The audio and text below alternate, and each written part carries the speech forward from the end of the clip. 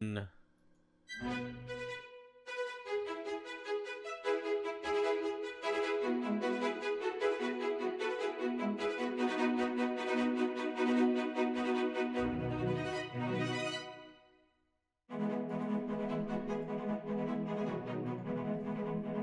Hello and welcome to Chatz, a television podcast, the book club TV style, hosted by two best friends. This is season 18, Toon Couch, Toon Madness. Listen. It was a dark and stormy night. The best of chats, it was worst chats. Listen, okay. I have a question for you. What's zanier than trying to pick our next chat season from a huge pile of 64 different animated series? There's a big pile right off camera screen. Well, zanier than that, it's the shows themselves. Okay. My name's Magellan, and they have seen their last sunrise. It's Allen. You're so good at this. You're such a freaking concert professional, and that's why I love you. Like, these shows always have at least one line where you're like, that was remarkably hard. That was ice cold. What was that? That's gonna sit with me.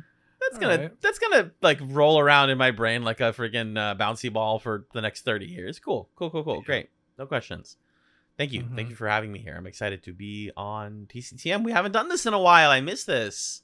I know, me too. And I'm really excited to talk about the shows that we brought to the table today. This is our third of 8 divisions in our big old bracket. 8 groups of 8 shows that have some kind of connective tissue. And this particular division is all about the DC animated universe and associated series. We watched 4 pilot episodes of DC animated universe shows, or 3 that were technically, it depends on where you kind of draw the borders, but 3 that are like Timmiverse, square jawed DCAU, and 1 pilot that's like related for today. And then next week we'll pilot 4 more shows that are kind of in that constellation somewhere. The 4 that we piloted for today: 1992's Batman the Animated Series, 2002's 1997's Superman the Animated Series, 96. 2002's 96. Wait, where are your years coming from? I believe it's 92, 96, 01, 03. 92, 96, 01, 03. I'm looking at the introduction outline tab. Oh. 92 to 03, 97. Oh, I had to fix some stuff. So there's like a lot of thank you for calling that out. We have 2 different like parts of our doc that explain where we're at. You should check summaries. Summaries has the dates that you want. All right, I'll check summaries. Thank you.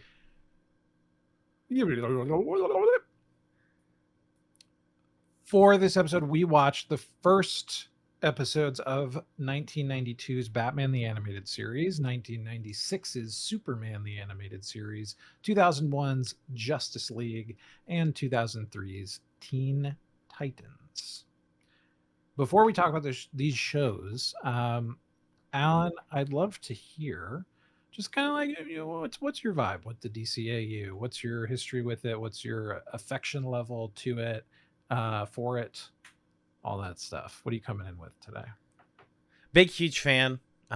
Gigantic. It's really hot out, especially if you're listening in from Europe. We know that you're going through a heat wave. Godspeed to most of Western Europe, at least. So big fan of the DCAU. I don't remember what I discovered first or how I liked it. I think a lot of this stuff was just on Kids WB and Cartoon Network, and I was like, well, this is the coolest thing ever. And then I do associate a lot of my love of the DCAU with you, actually, because talking to you as we got to know each other, as folks don't know, we met in like 7th grade, I believe. A lot of that early stuff was like, have you seen Batman the Animated Series, or have you seen Mask of the Phantasm? And I'm like, whoa, what is that? And like looking into beyond just like what I saw on Saturday morning cartoons. So I came to appreciate it as a young adult, and then I had a really brief but intense dalliance with the DC Comics universe. And would see stuff from that came actually, because the coolest thing about the DCAU is that a lot of this stuff was original to the AU and then became comics canon, Harley Quinn being the most famous example, and a lot of other characters that we'll see here.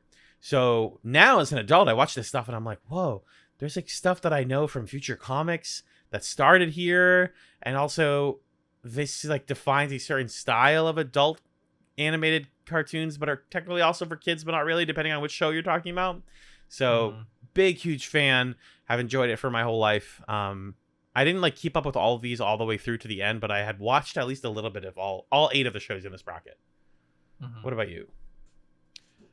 Yeah, I as a kid, big, huge fan of these series. I think a lot of my experience with them was through just like watching Kids WB, like you said, or watching Cartoon Network.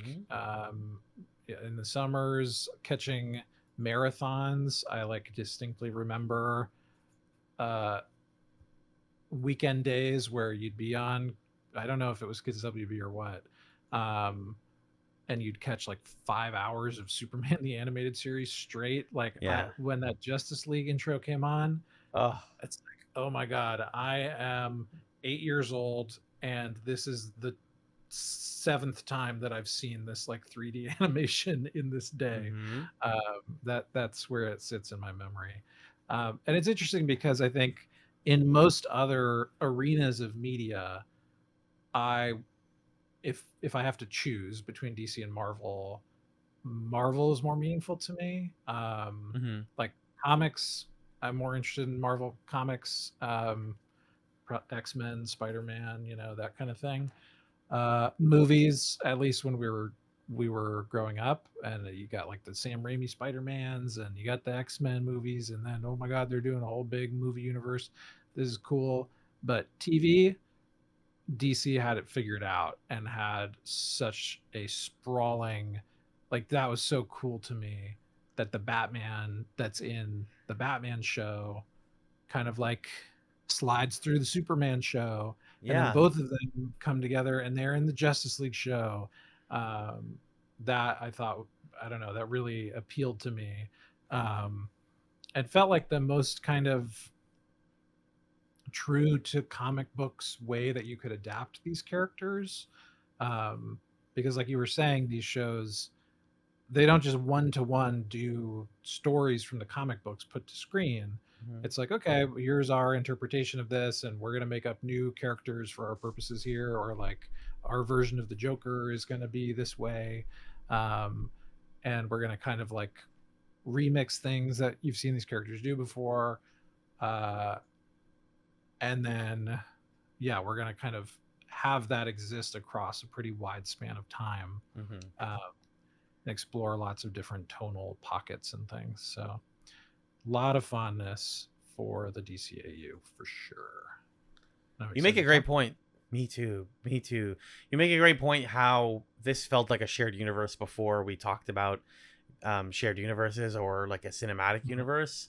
And I was thinking about the timeline. This is the first thing I noticed when reading about and like watching these pilots, was how long the span of time was from the beginning of Batman the Animated Series to the end of Justice League Unlimited, which I think is technically the end, or the end of Teen Titans, depending on where you define the ending.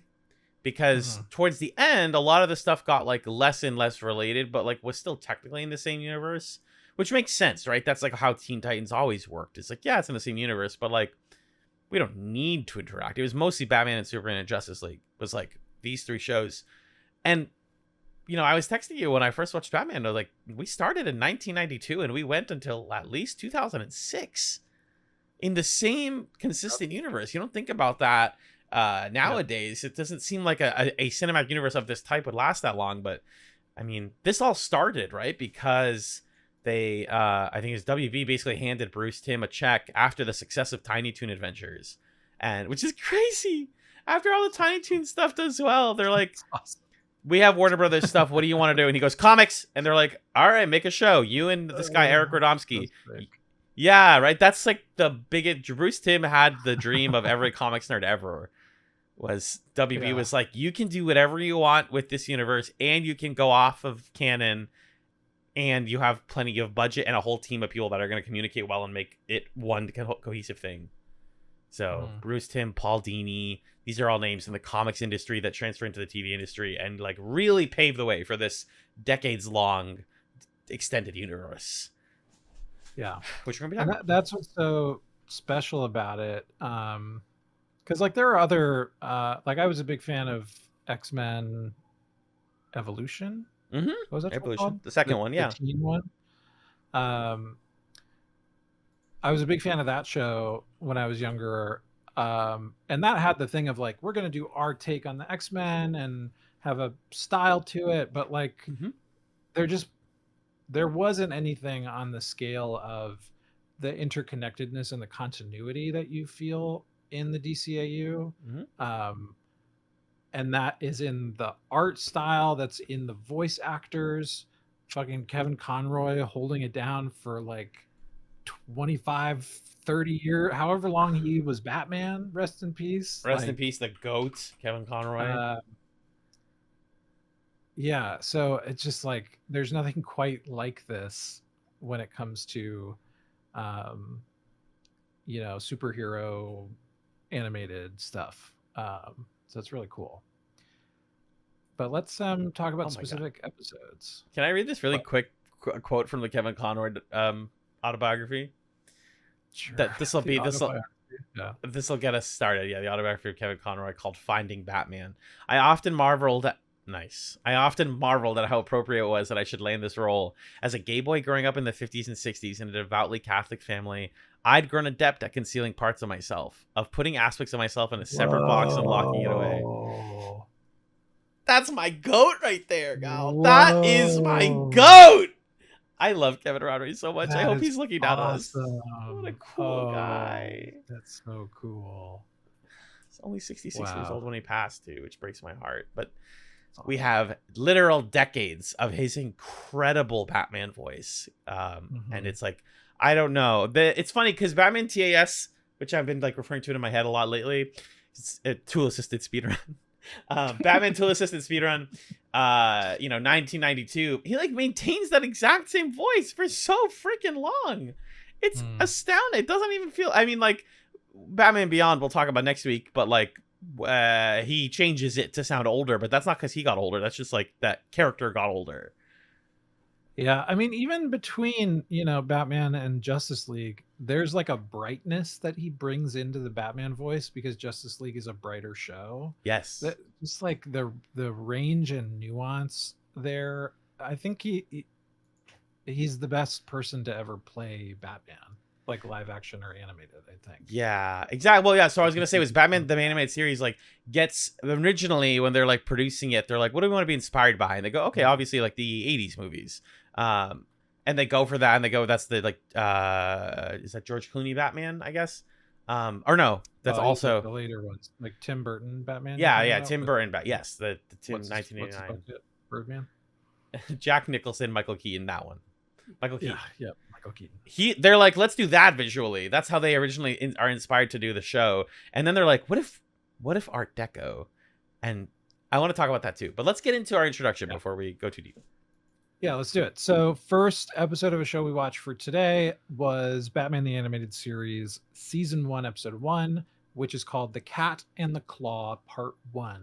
So I will say almost all of these, the first three, it kind of bit us a little bit that we're doing this like only one episode rule. It makes sense because it would have been a lot more prep work and made the episode really long.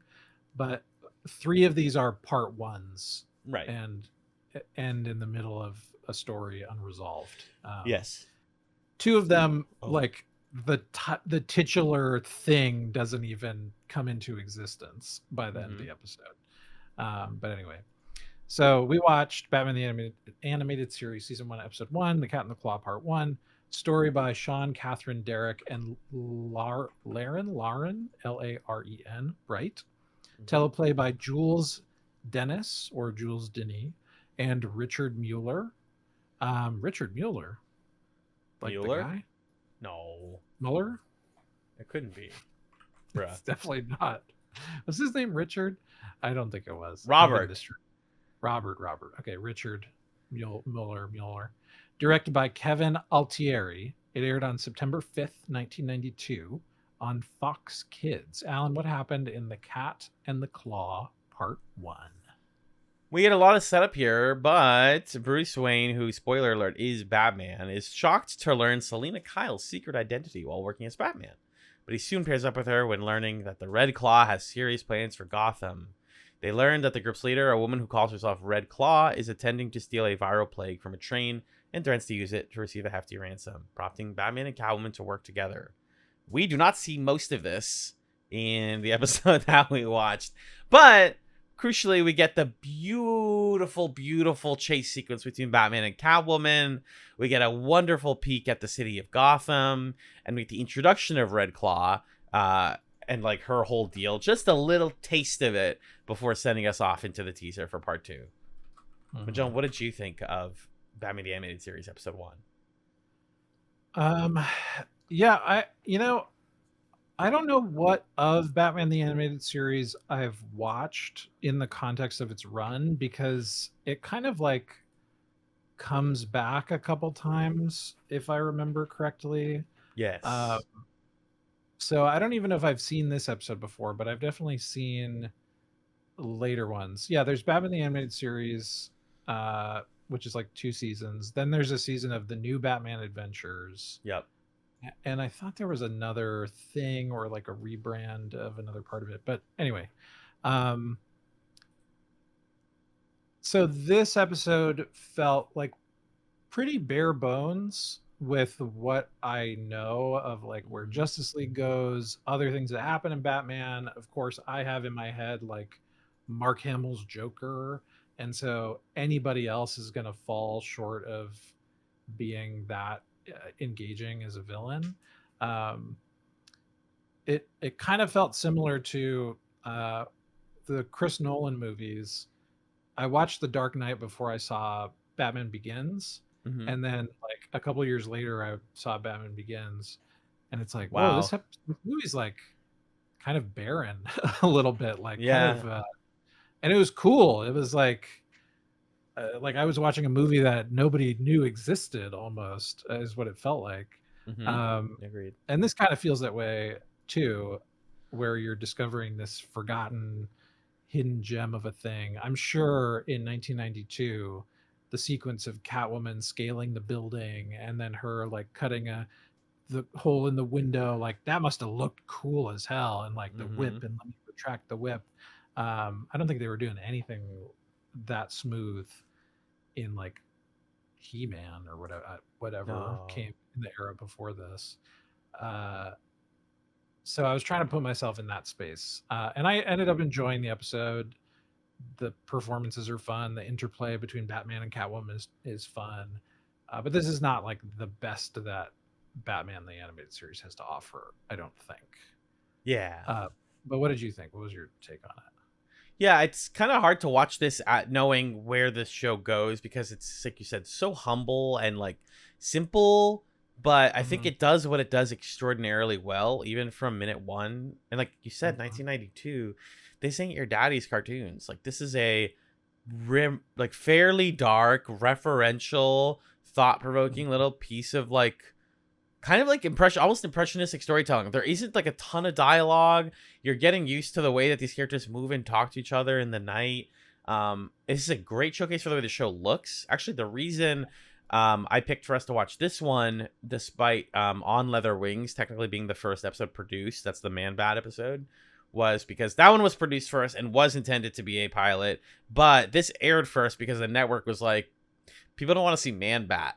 Like, people don't give a Man-Bat is not cool. We need to see Catwoman right away, or else no one's going to want to watch this. So they aired it one day earlier, and then part 2 doesn't air until almost the end of season 1. Like, they say, it's crazy. So wild. That's so wild. Yeah, they don't finish this storyline for a really long time, which is hysterical to me. Yeah, September 12th, actually. So, actually like a week later. No, I'm sorry, not the end of season 1. Anyways, the airing order for Batman the Animated Series is really fucking weird. Yeah, these are absurd. Like, the Man-Bat episode airs in prime time on September 6th, but then airs again on September 24th. Christmas with the Joker airs in November and December. Like, what are we Yeah, doing? how the Why hell is- did this air when it came out? All of Oh, these are in like from September to November of 2002, and then there's a random February 1993 in there. You're like, wait, what? I get the truth is in the early 90s when the show was like getting its start, mhm. they aired it when they could fit it in, and then it just entered into syndication with everything that we grew up with in the 2000s, and I think that's genuinely the late 90s, early 2000s is when people think of Batman the Animated Series. Yeah. Because partly because it aired so weirdly when it was first coming out. Right. And you have to wonder, 92 is the year that the second Michael Keaton Batman movie came out, which Yeah. is the one where Michelle Pfeiffer is Catwoman Yep. in it. Yep. So you have to wonder if they're like, do the movie on the TV screen so that people know that we're doing the movie. Exactly. And they do a different version of Catwoman here, which I thought was really interesting. Like, Yeah. speaking of remixing, Red Claw, completely show original, not a comics character, voiced by Chatz alum Kate Mulgrew. I'm seeing that on the wiki right now. What are you talking about? That's Kate Mulgrew. That's Kate Mulgrew before Voyager, Magellan. Before That's Voyager. fun. She's so badass. She doesn't get a ton to say in this, but she's cool in the little bit that she does. I need to watch part 2 like immediately. I was so mad that I had to stop. Like, fuck. Sorry, the funniest casting to me is the cat Isis is voiced by Frank Welker. Oh, perfect. Welker was doing everything, every animal, anything that could ever make an animal noise. Call Frank Welker, right? Wasn't he also like Optimus Prime or something? Wasn't that his like big thing? Maybe. Actually, no, I don't think so. He did a lot of like deep voice bassy characters too. Him and like D. Bradley Baker, but Frank Welker was like doing everything for a while. Okay. Yeah, Megatron. He's Megatron. That's what you're thinking of. Megatron. We gotta watch Transformers stuff at some point. Can you watch Transformers Armada, please? I'll add that to the. I'll add that to the we ran out of shows bracket. So just getting right into things. Yeah, this is basically a chase between Batman and Catwoman. In this version of the story, Catwoman is much more explicitly a philanthropist and like pretty wealthy. And she's trying to protect the animals. She has a show exclusive assistant named Maven, who she is not non-canonically in love with. They are so live together. They were roommates. Wink, wink, wink. Happy Pride. It's kind of nuts. That's like little romantic tension between them briefly. This is dark and mature in a way that you're like, this doesn't fit into the clean, squeaky branding of like Fox and stuff. The like bad guys pull out guns and then it turns to a box that says stolen from the like U.S. military. You're like, whoa, okay. Yeah, this and Superman, both episodes, a character pulls out a gun, and I was like, oh my god. What yeah, and they're not like those are gun ass guns. Those aren't like lasers or like let me put the in the thing and now I have a gun. I'm gonna shoot Batman with a gun. It's crazy. I mean, like people try to shoot Batman with a gun is a tale as old as time. You just can't do it, but you got to try. Yeah. And they do incorporate guns into this, which is really funny and weird. I just felt so nostalgic watching this too. Like, tell me you didn't feel something when the WB logo turns into the Batman eyes. Oh yeah. Come on, that theme song kicks in. The vibe, and then I love that part in the theme song where it's the super close up and it's like the image that they spent more time drawing, so it's like hyper detailed. Yep. Face, and the lightning like flashes across it. Of course. This is a great episode that just showcased my favorite thing about Batman the Animated Series, which is most cartoons were drawn dark colors on white paper, but Batman was drawn light colors on black paper to make everything feel like it was nighttime, and it looks so good, listener. You cannot get this type of visual style, A, with CG, and B, with the traditional light on dark on light drawing style. It's just so evocative and crisp and gloomy and gothic, and I can't get enough how good this might be the best looking show that we've covered on Toon Couch Madness so far. I'm in love. Yeah, I think the thing that this show gets startlingly right immediately out of the gate is the style. It like everything's there. Yeah. The I think the Catwoman design is like a little boring. But if we're just talking about Batman and Gotham, yeah, like you're saying, every mote of light is like fighting its way out of the darkness. Uh-huh. Because we've watched or seen other shows that are like it's gothic. A lot of stuff happens at the night in the nighttime. Uh-huh. For some reason, the show that's coming to my mind is Gargoyles. Yeah. Just as an example, Mm-hmm. and Same era. Gargoyles is like bright, like Mm. everybody's windows are on in the city in Gargoyles. Mm-hmm. But in Batman, yeah, it's like it's so dark, and that's really cool. And there's a But lot of not. like silhouetting and like Mm-hmm. half lit characters and stuff, not in a way that makes it hard to see, which is Yeah. what you're about to say. I Mm-hmm. think, Mm-hmm. It was. in a way where it's like that is the purpose, that's you're doing that intentionally for this artistic effect, and it works. And like the Batman design, the way he moves, I love the moment where he picks up Isis, the Catwoman's cat, and his cape is like pooling around him on the ground. That they get here, it looks so awesome. Just like everything about Batman is exactly right out of the gate. This is exactly how I want Batman to look also. Like, I appreciate live action Batman. I actually liked the Robert Pattinson Batman quite a lot. I think I got a lot of things right. But number one, I always prefer a Selena Kyle that leans less into the... I don't know. I wanted to say leans less into the sex. I think sexuality and, like, flirtatiousness is a part of Kyle's character that's, like, interesting, and especially how it interacts with Batman. Mm-hmm. But her as this, like, empathetic person who's, like, violently empathetic is a really interesting way to take her, because that was usually like Poison Ivy's whole beat was we're gonna protect the environment at the cost of humans, and she's like, we're gonna protect animals at the cost of humans. I don't give a fuck. I think it's just a really cool Catwoman, and then this like Batman that's not soft. I think a lot of people like to say that, like, oh, they always made Batman so hard. They balance it here pretty well. He doesn't feel gruff, but he, what's the line? The perfect line to summarize who Batman is in this series, right at the end. Selena Kyle says to him, "You can't deny that there's something between us." And he says, "You're right. And it's the law." Whoa. Ooh. And it's like, this guy knows, like, if you really think about it, every version of Batman leans into a different part of him. The heroism, the costume, the comedy, the sad tragedy of the Robert Pattinson Batman, who's just like miserable introvert. And this one is like, I have a responsibility. I also know what it's like to be a billionaire and how to like navigate social circles. So he's not like awkward. He just has a job to do. And like the job takes precedence over women and everything else. And I really love that. It's really unique and special. Yeah, that when he meets Selena Kyle, she bids on him at the charity auction thing. Yeah, great scene. He blushes, and I was like, oh, nobody ever does that. They never make Batman. They never make Bruce Wayne shy. It's usually like he's a playboy or he's a misanthrope. Yes. And this feels like a version of the Bruce Wayne persona that could more plausibly mask him being Batman. Yeah. Which is like, oh, I don't know if Bruce Wayne could be Batman. Like, he kind of just seems like a nice, shy guy. Every time I see him speak in public, he's like, looking at his shoes or whatever. Like, yeah, he's handsome. He's probably strong, but I don't know if he could do that.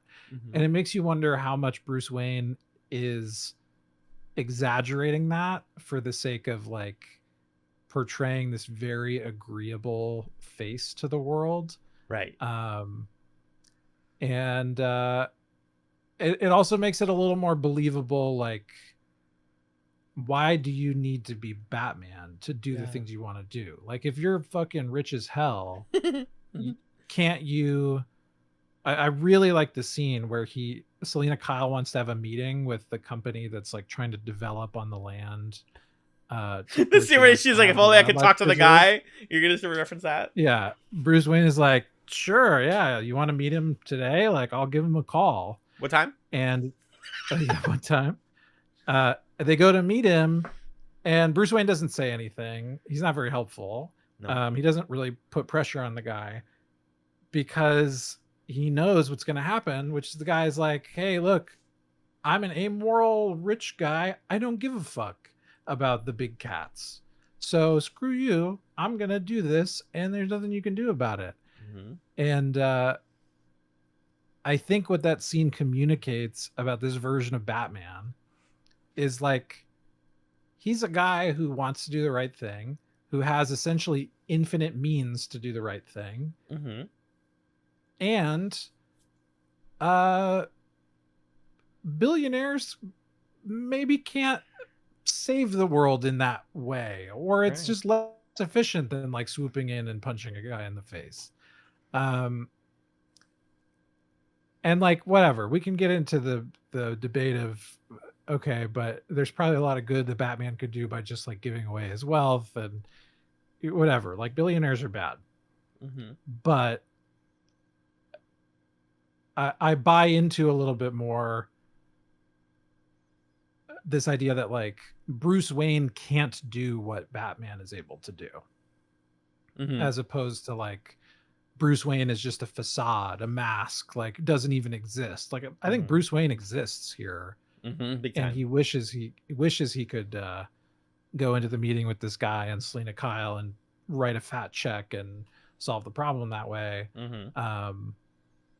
But there are like shitty people in the world, and that's not going to work. So criminals. I think they handled that pretty well in this episode.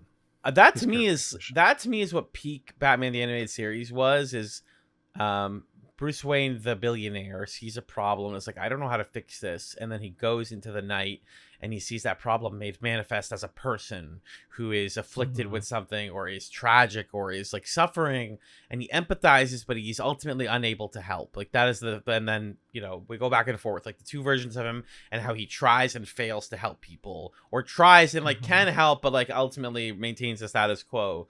And like, that's the beautiful tragedy of a really perfect Batman story. He's like, when I get down and dirty and punch people, the only people that I'm punching are like sad and put upon by the world. And when I walk amongst the alien and wealthy, I am one man, and I can't stop them from doing all this evil. So like, is Bruce Wayne a good billionaire? That's kind of a paradox, right? Like, to be a good billionaire is oxymoronic, actually. But he is somebody who sees billionaires and sees put upon people, and is like, something needs to be fixed here, and I don't know fundamentally what to do. I'm gonna try though, and I'm sad about it. We're gonna think about it a lot. Yeah, and he's kind of decided the way that I can be the most effective is just be really agreeable. Yeah. And then I'm gonna get into the room where the bad guy is gonna play Beethoven's whatever, Ode to Joy or whatever it was on the piano, and tell me his plan, because he thinks that I'm just like Bruce Wayne in here. And then I can go and put on the Batman suit and punch his plan in the face, as long as I kind of like keep up the airs of being somebody who, you know, has access to the upper crust and isn't going to make anybody feel anything towards me as I'm like doing that. And like, you can have a debate with, is that effective? And that's an interesting debate, I think, about like, what does it mean to do good in the world when you're in a position of privilege, and like, to what extent is your access to your privilege like a good that can be shared with other people? That, I think, gets into fishy territory where people can kind of talk themselves into doing bad things because they think that they're doing it for a good reason. Right. But it's a very interesting version of Bruce Wayne, in my opinion. But some might say the best one. And like, we could talk about the show all day. I have a feeling it's gonna do well in this bracket. One other thing I really love, because I think we should head towards moving on soon. But one other thing I really love about this is the balance of comedy, not in the cartoonish way, but in the like winking and nodding to the viewer way. Like that scene when him and Selena Kyle are in the car, and she's like, I have business to do tonight. And he's like, I also have business to do late tonight. And both of that, it's like, Mhm. I was writing my notes like, oh my God, there's two protagonists. There's Bruce and there's Batman. I wonder if they're ever going to meet. It's like the show like so obviously knows that but it still plays it like these are two different people. And they can even talk to each other and be like, oh, you're going to be out late tonight? Cool. Anyways, it's like, do they just know? Is that the whole gag of like Catwoman and Batman is they've always known who each other were, but they're like, I don't want to say it. It's kind of sexy if we don't say it. There's so much little stuff like that. Or she opens the door when the CEO comes in and she's like, I just wish that was Batman. And then Bruce comes in and she goes, oh, it's only you. It's like, That's a fun moment. it's so fun, the little moments like that. Yeah, it's a really cool. I think they made the right choice of this being the first episode. I think it makes it seem like Catwoman is going to be a big part of the show, which is not the case. Right. I don't know how much of the show she's in. I'm sure she's in a good amount of it, but she's not a deuteragonist of Batman the Animated Series. But she's a good foil in both respects in this version of her that's like, let's make her rich too. And then it's just like, how does she get her wealth? She gets it by stealing it. Like, she's more of a kind of Robin Hood approach to things. And Batman is like a Three Musketeers kind of approach or something like that. Yeah. It's like lawful good, chaotic good, like however you want to phrase that or frame that. And I think they foil each other in their secret identities and in their superhero selves, which is really fun to watch that play out in this episode. Yeah, it's fantastic. And then she gets called, or she unmasks herself in front of Maven at the end, and then it's like, wow, I might save the mountain lions yet. And then one of Red Claw's guys is like, but who's going to save you? As we hit our, like, there's like 3 characters in this whole entire episode. What do you mean, who could it be? Why is that a cliffhanger? It's very nice. But that's Batman. I don't know if I have stray notes. I really like the moment where Batman's watching Selena Kyle steal stuff. He says, so our new cat burglar's a woman. But it's like, you're not going to comment on the fact that you said cat burglar and she's literally cat themed. I feel like that's the thing. Yeah, if I was watching her burgle, I would be like, our cat burglar's a cat. But he's like, a woman. A woman, huh? Interesting. And then he assumes later, interestingly, that Red Claw is also a man. As opposed to a woman. So they're doing something here that I appreciate with this, and with what you were noting before, like, let's give Selena Kyle something more than like she likes jewels. Maybe we could give her like a raison d'etre besides like shiny shit. And they do that, and that's good. The good times. Yeah, it's a really, really fun pilot, and I am excited to potentially talk about this show more, is what I'm going to say. Shall I move on to the next one? Let's do it. So the next show we watched the first episode of is Superman, the animated series. Season 1, episode 1, another part 1. This is part 1 of The Last Son of Krypton, written by Alan Burnett and Paul Dini, directed by Dan Reba. It aired on September 6th, 1996 on the WB. Alan, what happened in The Last Son of Krypton, part 1? In this episode, Kryptonian scientist Jor-El discovers that the planet Krypton is on the verge of destruction. However, the planet's supercomputer, Brainiac, denies this is the case to the planet's council and brands Jor-El a criminal, as it makes plans to escape after collecting all of Krypton's data. With no choice, Jor-El and his wife, Lara, prepare to send their only son, Kal-El, to a distant world before Krypton's destruction. So, wow, Magellan. I definitely never watched this episode. I only ever caught sporadic episodes of Superman. What I remember about this series was he's funny. I always never understood the whole Clark Kent thing and his relationship with what's her name? Lois Lane. This is like one of the best Lois Lanes ever. I forgot about this 2-part.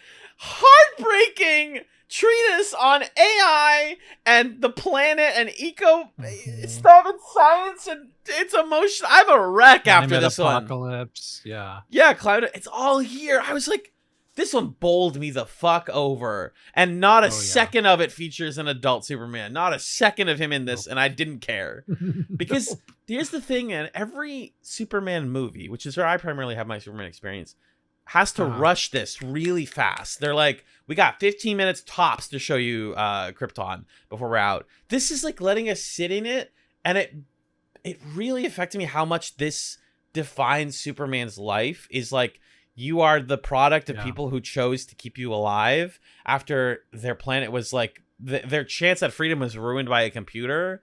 I was like, oh my God, he's helping the helpless. Everything that is like core to Superman is in this pilot, even though he himself is not an adult in it. And it's beautiful. It's animated well. The voice acting is amazing. The conversations are amazing. It's thematically rich. Holy shit, this is so good.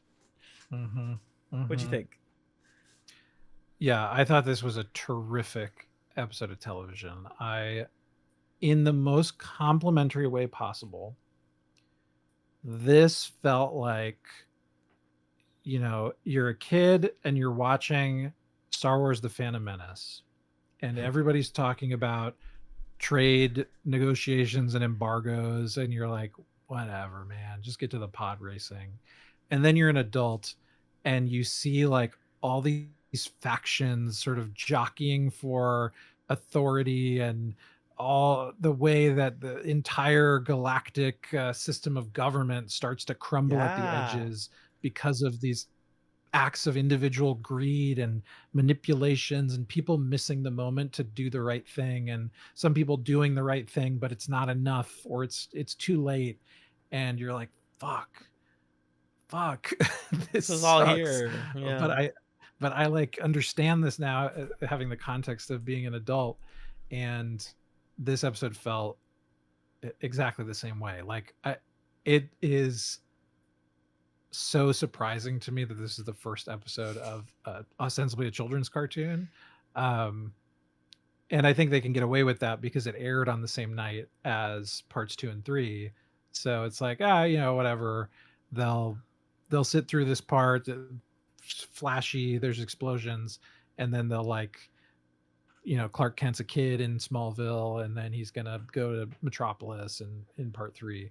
But this part was like, this was an expressive piece of art. This was about like the the anxieties of the late 90s made manifest.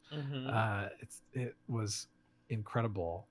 And like you're saying, we don't see adult Superman, but we see his father Jor-El, who looks exactly the same. Suspiciously is drawn and looks exactly like adult Superman will. Yeah, his mother, Lara, right? That's her Lara name? L. Lara L. Yep. Looks pretty much just like Lois Lane with different hair.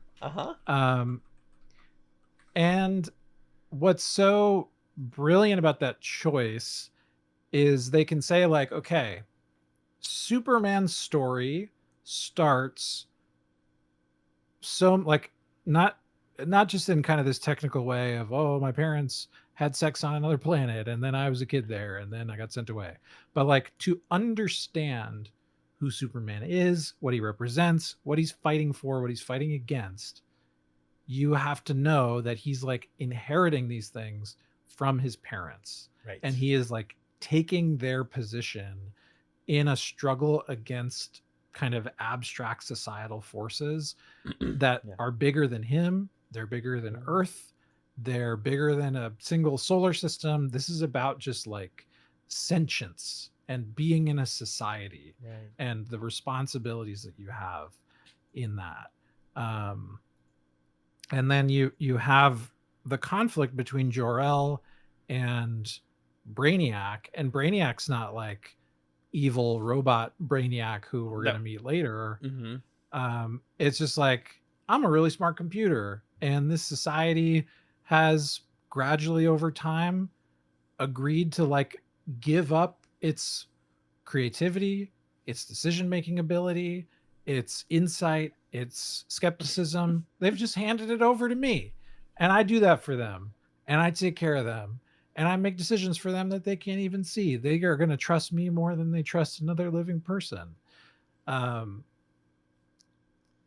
And it's like so brilliant. Oh, this is going to show. I was just pulling up on all caps on my phone the word subtext with like 4 exclamation marks. Subtext, subtext, subtext, subtext. And I think what's so brilliant about this is like the classic problem with a Superman story is this guy's invincible. He's super powerful. Like, how do you make that interesting? Yeah. You either make up somebody who has like a magical rock that makes him weak, or you kidnap his girlfriend or something. But what this show is saying is no. The thing that we're trying to avoid is getting to a point in a society where everybody's like, okay, this super powerful individual thing can do everything for us, and we can like surrender all reason and decision making and humanity to that. And instead of Superman being that, which he very much could be as like super powerful guy who can do all this stuff, he is no, I'm going to fight against everybody and everything that tries to become this like autocratic power in society to maintain everybody's ability to do what Jor-El does here, which is look at the world and be like, no, I want it to be better. I have something I'm hoping for. I have empathy. I have humility. I have like determination, these kind of fundamental human qualities. Superman is like, I need to preserve those things and not fall into the trap of becoming like the brainiac of Earth, which he very much could. This is exactly the plot of the Justice League pilot, by the way. We'll talk about that in a sec. Yes, which is so that blew me away. I was like, wait, you guys did it. You brought the exact theme from 1996 into the 01 show and you kept it. It's perfectly intact. You said the same thing. What if we gave Superman everything? We don't need cops anymore. And you're like, no, wait. Hold on. No, that's not it. Oh man, I'm so excited. The universe is starting to form itself, the animated universe. You're right though, like you watch the show knowing where certain things are going to go, like, oh, that Superman's going to handle these problems, or that Brainiac is going to become a problem, or that we see Lex Luthor in the theme song and we think about how thought-provoking Lex Luthor is in this show. And it's like, ultimately Superman, like you said, is about realizing you cannot single-handedly fix a system. Even if you are literally the most invincible man ever, you still can't fix capitalism. You can't fix individualism, but you can be the beacon of hope that people need to want to change it themselves collectively. Right. That is the success of a good Superman story. And that's why I know I didn't see it. I really, really want to. The most recent James Gunn Superman, I hear very much leans into that and like is more political explicitly, which is very exciting to me. But coming back to this one, I mean, Jor-El's so good. So good. The way that he actually flirts with Lar-El and they are like romantically and sexually into each other. And you're like, sincere, emotional romance and flirting in a kid's show is cool. It feels like, you know, it's like I not enough people talk about how good the relationship between Homer and Marge was in the early seasons of The Simpsons and how it was like influential for a lot of kids. But like, this is like that, where it's like, I want to see adults be like nice to each other and like each other in a way that's not not in like a titillating way, but just like man, they like hugs her, he flirts with her, he says little lines to her because he really cares about her and ultimately about their kid and about the future of the planet that they live on. And he's so sad about it because, like you said, subtext, we gave away all of our thinking to Brainiac. He goes to this fucking like Senate meeting and everybody's like, but Brainiac said, and he's like, it's a computer, you made it, you made the thing, it can be wrong, you made it, it's not perfect. And then what makes it even more interesting is it's not a story about like, well, AI is wrong sometimes. It's like AI just doesn't have a human soul. It doesn't have the soul that you have. Because he talks to the Brainiac computer later, and the Brainiac's like, yeah, there's no point in trying to rescue them because not enough of them are going to get off. Why would we waste the resources if they've already died? Because it doesn't have the human soul to think like some people should still live, even if we can save a couple. Yeah, or even like people deserve to try, like even if it's a doomed endeavor. Yes. they should get to know that they're about to blow up and Yeah. decide what to do about that. And Brainiac is like, it's futile. Like, what are they going to do? Meanwhile, it has a satellite ready to download its data, and so it can fly off and be He's fine. fine. So, like, what the hell, man? What are you talking about? All its wonders and glory will be dust in the cosmos. Another check for lines that had no need to be as fucking ice cold as they are. Mhm. All the Mhm. wonders of Krypton will be dust in the cosmos. So he doesn't tell Yeah. them, and then Jor-El comes in. Mind you, Jor-El, yes, like superpowered Kryptonian, still pulls a gun on the Brainiac computer. Again, gun check number 2. I don't trust you like that. Well, and he wouldn't be super powered under. Oh yes, you're right. No, on Krypton Krypton sun. he wouldn't. He's just a guy who has a pulling gun. gun on a computer. Yeah. Oh God! Do you ever think about how beautiful and profound it is that Kal-El is the last Kryptonian, and he has this constant pull to save people in honor of a race that he never really got to know? Like all of this work that he does for the people of Earth is because he didn't know. Like that's to him, that's his family. But he has this like spirit, this generational spirit of like people who he never got to know. A whole planet of people with dreams and ideas and ambitions, and a father and a mother who cared about him, and he just never got to know them. That's like so profoundly sad. And I know I'm late to the party, guys, but I'm here to tell you I want to become a Superman fan.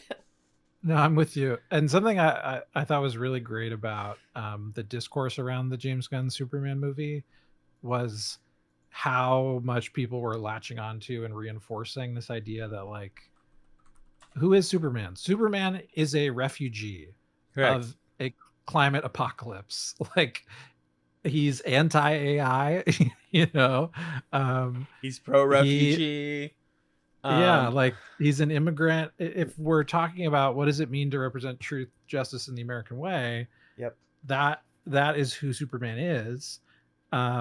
And also, it's a Moses allegory. Like when they're putting Superman in the little rocket, that's part of what is going on here. Is this like a higher class set of parents who are sending their child off to be safe and to lead a people. And Superman is going to have a Moses arc, this kind of like classic, your faith is going to be challenged and tested. You're going to doubt yourself, and you're going to like kind of herald wisdom that people aren't going to understand. They're going to need to be reminded of it over and over again. You're going to do like all of this important work to lead your people, and then ultimately, like, you're not going to make it into the promised land because that's not your role. Your role is to get everybody there. And that's a part of it too, like Superman being created by Jewish creators representing that story. It's awesome. Yeah, I was really moved by that moment where they're putting him in the rocket. I'm like, oh my God, he's in the basket going down the river right now. And you feel it. You're like, this guy he has all of the knowledge and love of Krypton. Like, I want this guy to make it. Even when you know Superman and how it goes, you're still like so emotionally bought into this, like, to Jor-El and Ken Lara's story, that you're like, man, this is just a fantastic piece of television by itself in isolation. We even didn't get to talk about Sylvan, Lara's father, voiced by the incredible Tony Jay, who's like, I don't know, man, what if the computer's got it, right? And he's like, no, can you? And then the part where Jor-El's like, the father, you need to shut up. You need to actually shut up. He yells at him. I was like, am I allowed to watch this? It's very deep and personal, and generational trauma is kicking in. I love this. I want Jor-El pulling a gun on Brainiac to be like my desktop wallpaper. I need that like, image to represent that's everything. the Butlerian jihad that we need. Yes, exactly. Yeah. Anything else on this one? Really interesting to me that this starts airing the last year that Clark was on TV. So like these shows are on at the same time briefly. That is cool. Yeah, that's something. Supposedly Brainiac is going to be in the next James Gunn movie. That's great. Villain in that one. So that's intriguing. Yeah, do exactly this. Yeah. And Brainiac, similar to how they make this choice with Catwoman of like, okay, let's take Catwoman and let's like weave her into Bruce Wayne's story a little more closely. Mm-hmm. Brainiac, similar thing. Originally, Brainiac is just like a computer brain that's been traveling the cosmos, and I'm here to collect cities and put them in bottles, and I'm a Brainiac. Yeah. And later iterations of Brainiac do this thing or a version of this thing where he's from Krypton or he went to Krypton or something. But this choice of no, Brainiac, this like recognizable Superman villain. Mm-hmm. You don't even need to see a face. You can just see the symbol and you know who that is. Yeah. He was the planet computer on Krypton. Right. He was there. So you've like squirreled that away to then later in the series bring him back to be like, Superman, you don't know shit about Krypton. Those guys were dumb as rocks, and you're dumb, and I'm a computer man. Like, there's so much promise in that, in their stories being woven so closely together. Mm-hmm. I just think it's a really genius way to introduce an antagonist at a point in the story where Brainiac isn't being particularly antagonistic. Yeah. Just keep that name in your head, Yeah. So I thought that was really brilliant. They don't like take care of Brainiac until like Justice League Unlimited. Like, this is like one of the most like interred in the DC animated universe villains. And like you said, this introduction is just like, we're just going to put the name in your head. This is the computer. Yeah. He was there at the moment of everything happening. He's probably responsible for it. Our hands are off. Don't worry about that. Yeah. Put a pin in Brainiac. And that's like a lot of trust in a viewer for, again, like, this is 1996. You're not going to get the end of the Brainiac story for 10 years. Yeah. Yeah, I think that's what I was most struck by in Batman, Superman, and Justice League. Like, wow, you really expect me to understand this and like hold on to this information and make sense of it. And that was cool. Like, I like that a lot. It felt like it trusted you a lot. Yeah.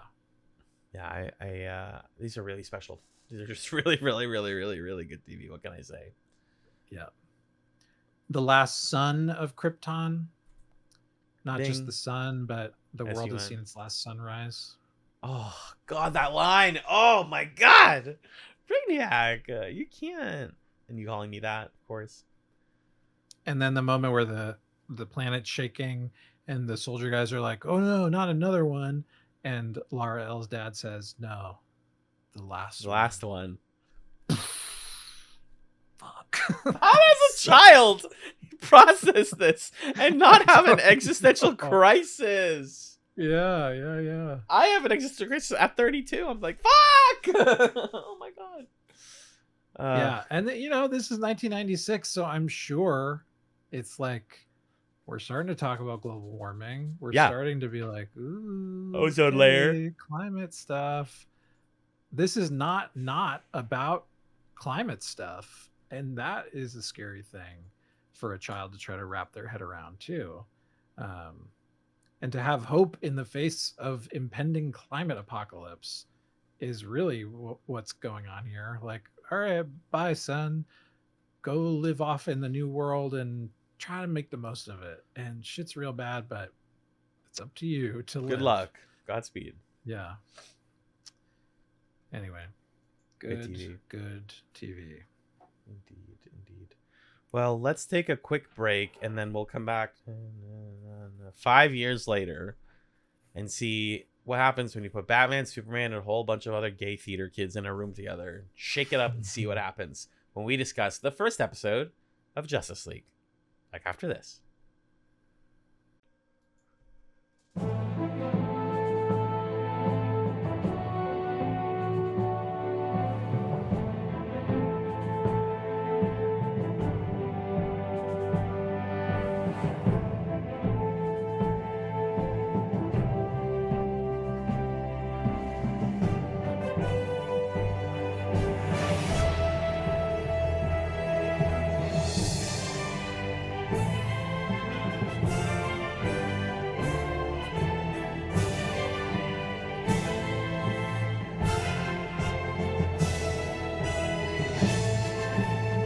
Hello, and welcome back to Toon Couch Toon Madness.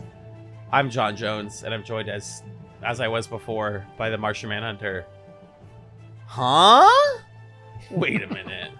If it's anything, it's Hawkgirl and Hawkeye, but they're not even in this fucking episode. Huh. Harump, there it is.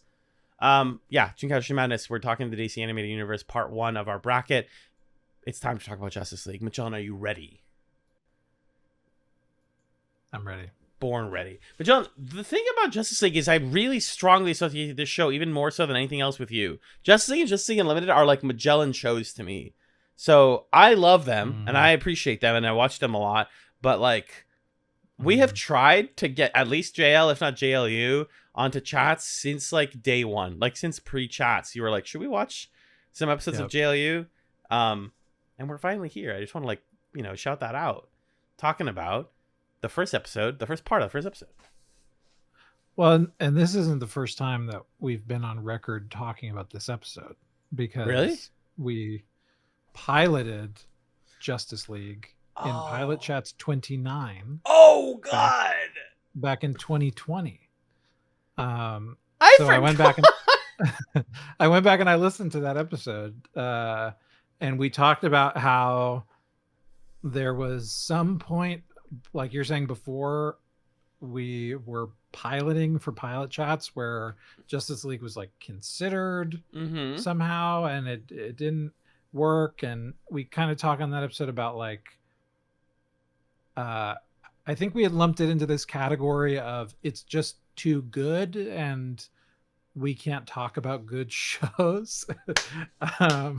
Which is That's fucking funny. funny thing to believe, which I think pretty squarely we like don't believe that anymore about what we can cover on the show. But on the Pilot Chats, we watched the whole arc. So we watched parts 1, 2, and 3 of this pilot, where the other characters do show up. But for this, we only watched the one where it's mostly Batman and Superman.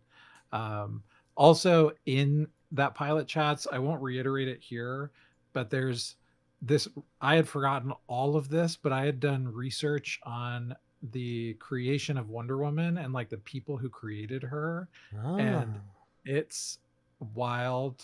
Yeah, I remember this now.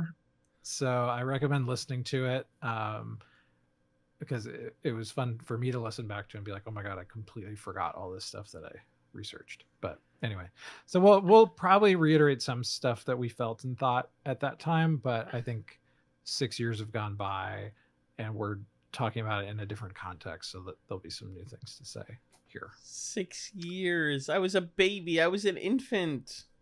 Your voice sounded very different. Really? Which I think might be a microphone thing partially. But you sounded different. I'm going to download this episode for sure. This is Pilot Chats 29, Justice League the Animated Series, Chatz Patreon. If you're not a patron, sorry, you don't know what the hell we're talking about. My bad. Patreon.com/chatspod. You could just know.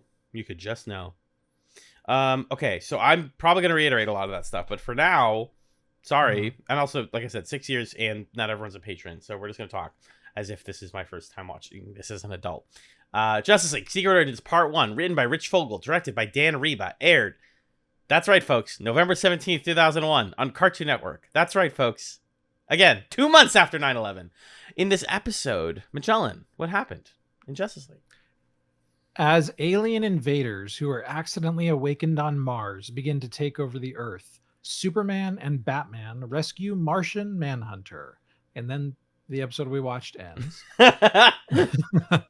And then there's 2 more parts where this bit happens. They rescue Martian Manhunter, who telepathically summons Wonder Woman, Hawkgirl, The Flash, and Green Lantern to help stop the invasion.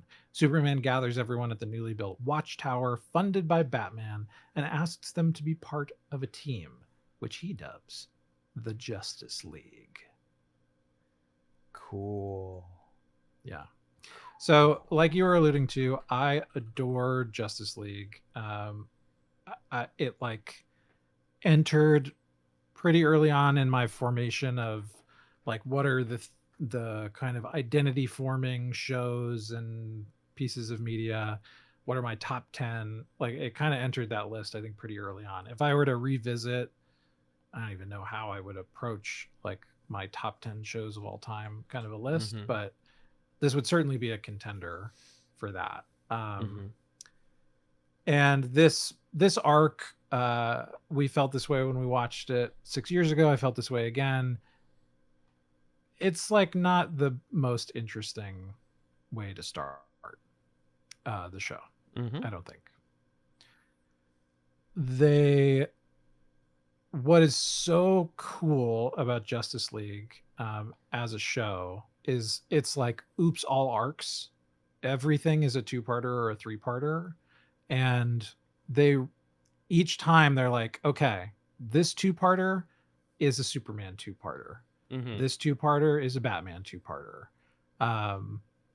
So they're not yet able to do the thing that's like the juice of Justice League, because they haven't established it yet. But there's a lot of kind of, we're belaboring it to get to that point. But I'm curious, what did you think or feel watching Secret Origins Part 1? And like vibe wise, this is like what I wanted. And I was like, oh yeah, I'm back. This is exactly what I was looking for. I agree though. It's like, it's a little inert. It's got hints of really good thematic ideas that don't go anywhere. It's got a couple sort of good fight scenes. It's got like the least interesting alien designs of the show. Like Justice League gets really creative with its villain and character stories because, you said in Part 1, like the thing about Superman is you have to handle systemic issues or weaken our superhero.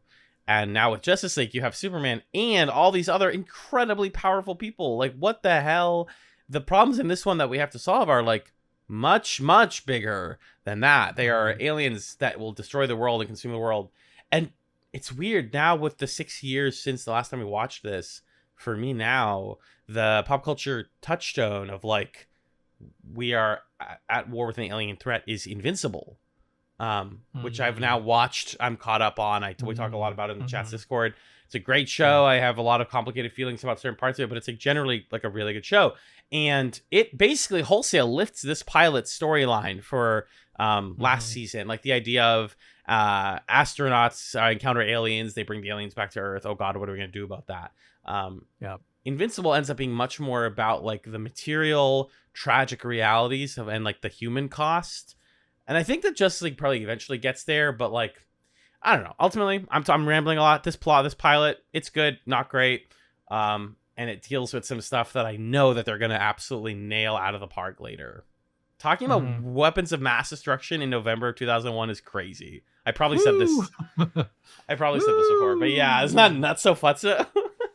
Yeah, the fact that the thing of it is like, we need disarmament and we need to like trust each other or the rest of the world. And then there's this attack. Oh my God. Whoa. But I think where this episode, where I like it and where I think it fumbles a bit, where I like it is what we were talking about when we talked about the Superman pilot, the way that it kind of parallels that, where Superman is now stepping into this role, the Brainiac position from Krypton, where the UN is like, oh, we have a problem, Superman can solve it. No big deal. And it's a moment of, it's a misstep from Superman, who's like, oh yeah, I guess my responsibility is to like be the best guy and solve everybody's problems. And this is a Superman who's like, he looks a little more tired. Yeah, I noted that as well. I'm glad you noticed that. Yeah. Like, he's been carrying the weight of the world on his shoulders for forever now. And he's losing his way a little bit. So he's like, okay, yeah, I guess I can be everything for the whole world. And like, it's good to disarm all the nukes. That's a good thing. But we can't put all our eggs in one basket and like surrender our ability to have self-determination in the universe. And like, you know, what this gets fraught with like this guy was a secret Martian and the Martians are Right. invading to like that shit feels weird to me in retrospect. But that part's cool. It's like Superman fucks up in a very Superman way that's like rooted in how they introduced him and gets us to be like, oh, he needs a team. He can't just do this all by himself. He needs like 6 other people flying around. I'm no Superman. And I'm no Superman. Like he needs to be held accountable, and he has blind spots. He's just a guy. He can't do it by himself. So I like that. What I think I wish they had handled differently is they're introducing a few new characters in this. Wonder Woman, Hawk Girl, John Jones, and this Green Lantern, John Stewart. None of them have been in the DCAU at all up to this point. These are all brand new to us. The Flash was in an episode of Superman, and that's it. Oh, the one where they race. Yeah. Okay. Everybody else is brand new to the DCAU. Smart. And like, maybe you don't want to lead with that. You want to lead with like, look, it's Batman and Superman from their shows, and they're teaming up, and that's awesome, and this is the whole show. But this arc, then, if you're like, okay, whose arc is this? It's John Jones's arc. It's Martian Manhunter's arc. But they like bury the lead of that. And I kind of just wish like even give us a little impressionistic scene or a flashback or something that we don't quite know the purpose of it, but you're communicating to us like this guy, whoever he is the main guy. So I have something to hold on to, because I think before, you know, oh, he's kind of like a foil to Superman, where he's not coming from a cool place with good parents. He's coming from like, these guys want to invade Earth and he was trying to stop them. So they're like kind of the same, but kind of different. Before you know that, you like don't really have anything to grab onto in this pilot, I don't think. Yeah, it kind of drops you in with this part one, just like we're setting you up, we're just showing you the characters, and then you'll get to what is like the meat. And so like, it's interesting to say this, but like as a pilot, I think this really fucks up our format. This kind of like loses cleanly, because by itself it's just like not good enough, but the 3-parter is really good, or it's quite good, not amazing. It's like good. It's fine. It like shows you that it's going to be a show. Yeah, and it has time to showcase everybody's little power set, and everyone is their little punchy. That's what you need here. Even in this one, just like the little peek at Themyscira, I never know how to say it, the place where Wonder Woman's from, and you're like, wait, stay there, I want to see. Oh, okay, we're gone. You're like, we don't get enough of it. We don't get enough of anybody. Like we get like 2 seconds of the Flash talking to press. What we do get is, like I said, that thematic deep depth that we're talking about, that like will come to define this part of the DCAU. Like, there's a character, right, who's protesting, and he's like, they have enough nuclear weapons to destroy the whole planet multiple times over. And I'm like, oh, kid show. Ooh, kid show. Oh, yeah. That's the juice. Like, I thought about that line. I watched these episodes almost a week ago, Magellan, because I got ahead of the game a little. Yeah. And I was thinking about that line out of context of this. And it kept coming back. So I was like, what book did I read where that came from? Oh, no, that's from the pilot of Justice League, where like a random protester says that. It's always the random characters in the DCAU who say like some of the coolest lines. Sometimes it's the villains, but sometimes it's just like some guy says something and you're like, oh, and 99 times out of 100, it's Jason Marsden. The most like recognizable Greg in the DCAU. Well, if we do more of these shows, we're going to hear him 1,000 times. What's his newscaster name in this? It's really good. I forget what it is. It's like Chip Scoopman or something like that. Newscaster Justice League. I got you. It's not so far from that. Oh my god, he's so cool looking too. What the hell is the guy's name? Keep going. Talk about your next thing. Yeah. Well, I think what, like you're saying, a success here and something that I appreciate about the DCAU as a whole is all 3 of these, to certain extents, they situate like the antagonistic force as something that is systemic and beyond any one villain. So in the Batman episode, oh, is the villain Catwoman? No, she's cool. Is the villain like the Red Claw, like kind of, I guess, but it's also this capitalist whatever's going on here that's enabling her to come in and do this, and is like bulldozing over the nature and stuff. There's like a bigger issue. In Superman, it's these larger forces of like societal collapse and the things that people are willing to surrender over to authoritarianism or to convenience.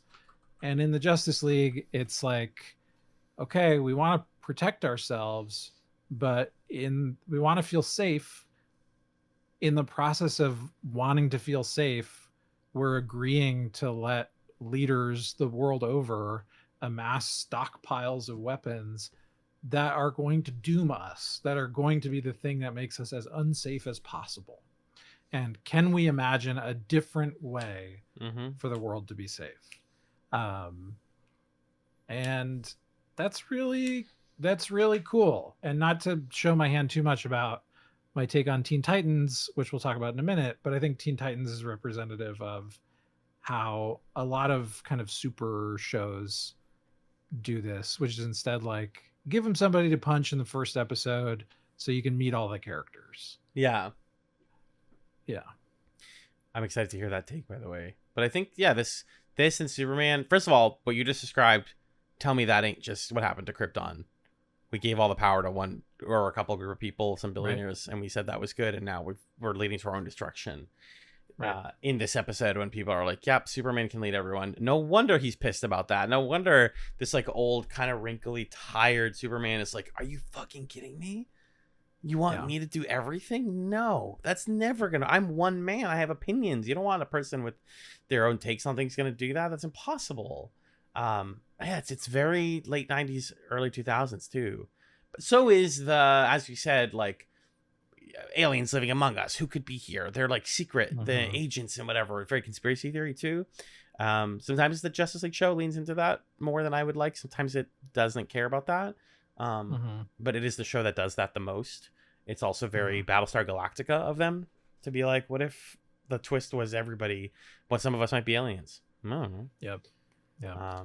It's interesting. I was just listening to a beautiful Anonymous episode where Chris was talking with somebody about comics and how the DC comics, he's been getting back into them because there's I think they're called the absolute of each character, like Absolute Martian Manhunter, Absolute Superman. Okay.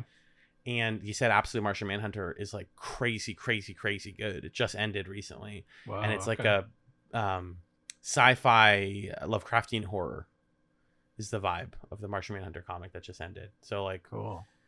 It's cool to see that DC's still doing stuff. I think there was a period where a lot of people wanted DC in the comics and TV universe to like be bigger than it even was.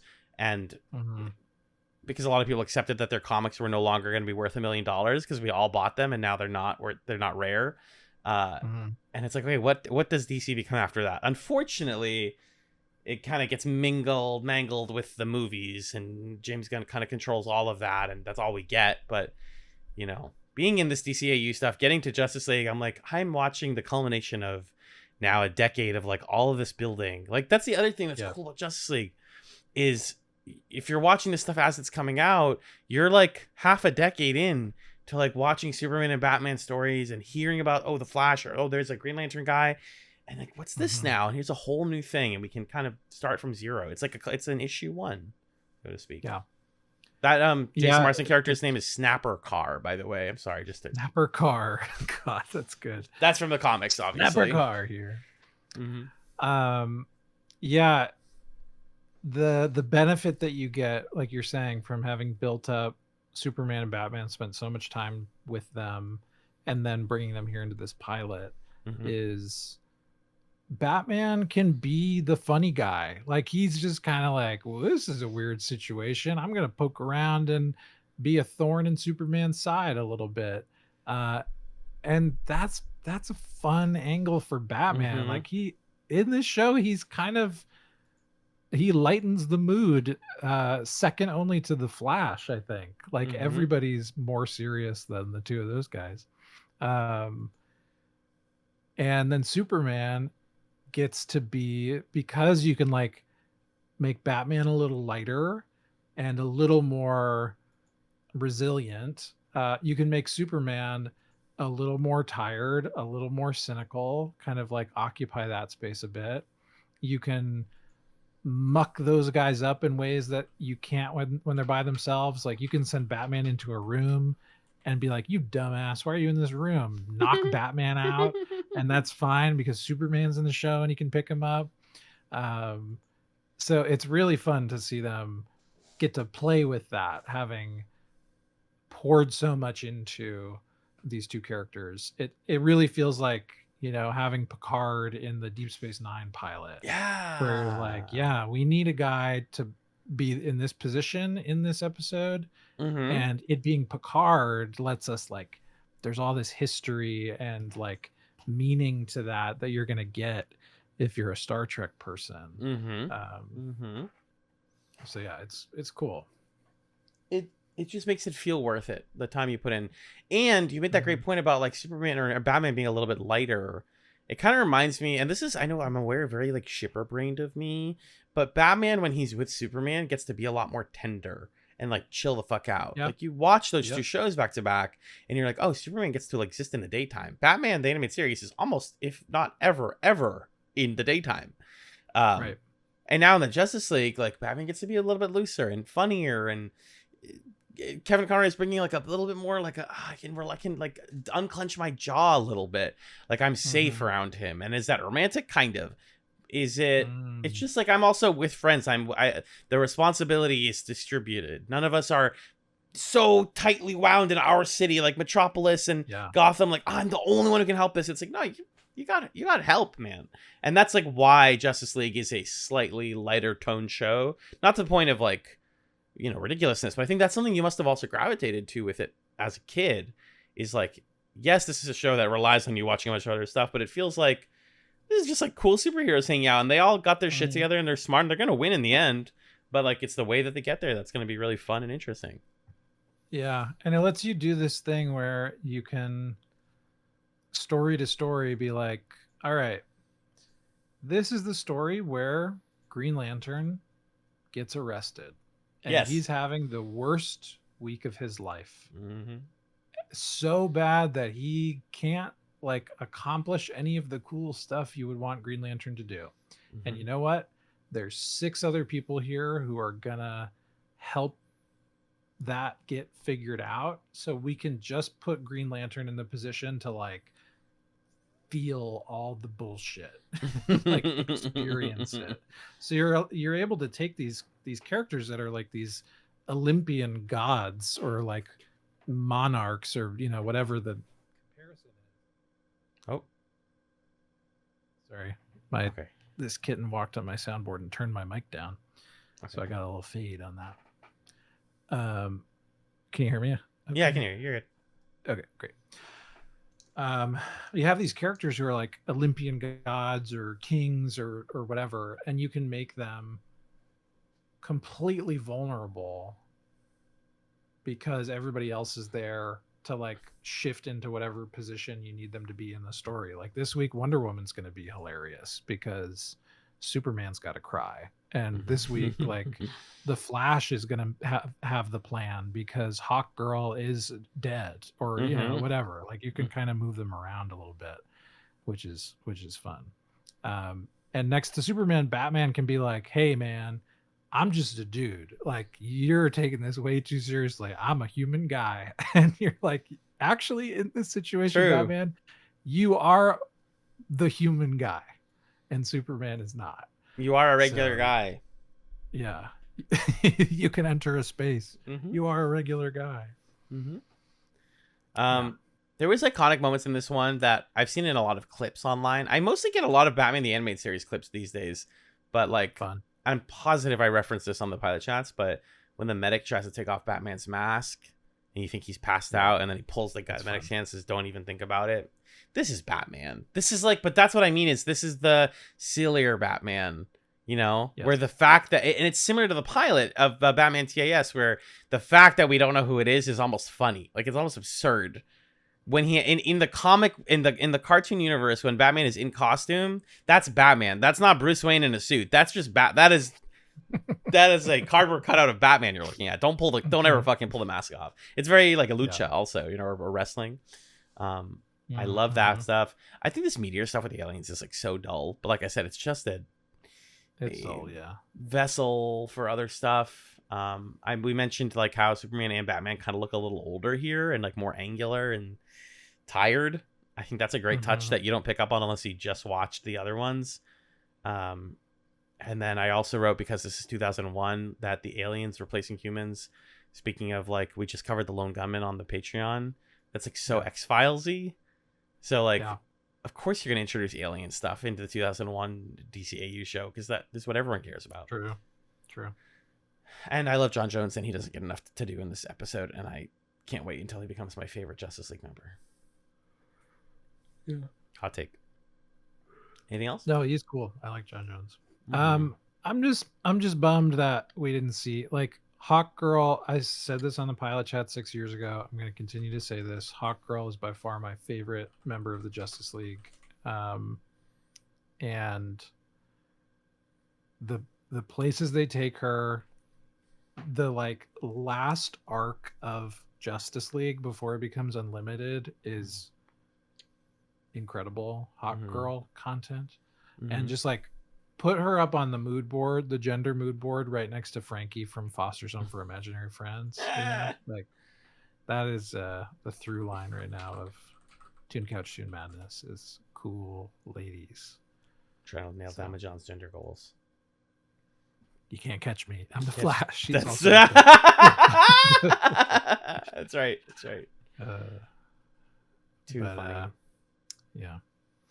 That's Justice League. Let's move on to our final show of the night. This is jumping ahead to 2003. When there's trouble, you know who to call. It's Teen Titans. Specifically, the pilots of Teen Titans, Season 1, Episode 1, Final Exam, which was written by Rob Hoge and directed by Michael Chang. And it aired July 19th, 2003 on Cartoon Network. Magellan, please tell us what happened in Teen Titans, Episode 1. In this episode, Slade, a mysterious villain, enlists a trio of Hive Academy cadets to destroy the Titans. The Hive win the initial battle, knocking Robin into a sewer, and later manage to take over Titan's tower. With the Titans now exiled from their home, Robin returns with a plan, and the Titans go on to defeat the Hive. Robin learns of the existence of Slade, and Slade is pleased that his message has been received. What do you think? This is the one I have the most complicated feelings about, if I can be honest with you. I loved Teen Titans as a kid. I loved the Flash games. I watched this episode and I felt like I remembered half the lines of it. I must have watched this one like so many times. Love the character designs. Love the anime influence, which we're going to talk a lot about. It's just really funny to me, Magellan, that so many people of our age hate Teen Titans Go because it flanderized this show and made it childish. Because my nuclear take is that this show is childish. Yeah, it comes out of the gate like that. It's like that, and I know there's a difference between like childish 2000s and then like ADHD 2010s childish, which is like what people say about Teen Titans Go. It's like it's too fast, it's too stupid. Whatever. But like this is also like kind of like that, guys. It's like very absurd, and it's trying to do that, right? Like it's like I said, they were heavily inspired by anime, and they basically got as close as this animation style could get to just looking like anime, with the expressiveness, with the like animating on different frames, you know, the choppiness of the intentional choppiness, the speed that the plot flies by. So much happens in this episode like so quickly that you have no time to like care about any of it. And the fact that it's the first one is like, yelling, we're all doing our powers, we're doing okay, episode's over. And you're like, fuck, Jesus, maybe this one needed a 3-parter. This is like too fast of a pilot for me. Maybe I'm old, maybe I'm too old for Teen Titans now, I don't know. That's like what the comics were also. But what did you think about it? You know, agreeing with you, I adored Teen Titans when I was younger. I remember when it came out in 2003, I was like so clued in to exactly when it was coming out. I watched it when it aired. I was like, this show's amazing. Um, I love the characters, played the Flash games. I had like a shitty GameCube game that was a Teen Titans game that I played a bunch of just because it had the Teen Titans in it, and it was a bad game. It was not fun to play. But yeah. And there are episodes of Teen Titans that still sit with me, like the Terra stuff later. Oh, so and good. Some of the like late series Raven stuff is really cool. Like, yeah, this show's great. I think this pilot, it doesn't help this pilot to be watched alongside all of these other pilots that we watched. Partly because they set this pace expectation for us of like, okay, we're gonna do this very patient table setting, and the art style is like gonna be pretty straightforward. Like, there's not really anything too fantastical in the earlier DCAU stuff. I think the most fantastical thing was like Catwoman's cat climbed up the storm drain to the roof, which doesn't make sense in physics terms, but that was like the most cartoon logic thing. And then you have Teen Titans, which by the way, created by Glenn Murakami, who was involved in a lot of DCAU shows. So this isn't technically a DCAU show, but it's created by someone who like cut their teeth working on those things, who then is like, okay, I'm gonna do a DC show that like purposefully, bombastically does different stylistic stuff, which I think is great. I think it fits it being on Cartoon Network. I think the anime influence is cool. The way we switch to kind of like chibi animation when it's a funnier moment is really enjoyable. I don't think it is good for the show to watch it right after Justice League, because the contrast doesn't do it any favors, in my opinion. Yeah, what can you do? That's not its fault. I think this thing, by itself is like fine. I'm being hard on it because I also know that Teen Titans gets a lot better later. It gets its shit together, so to speak.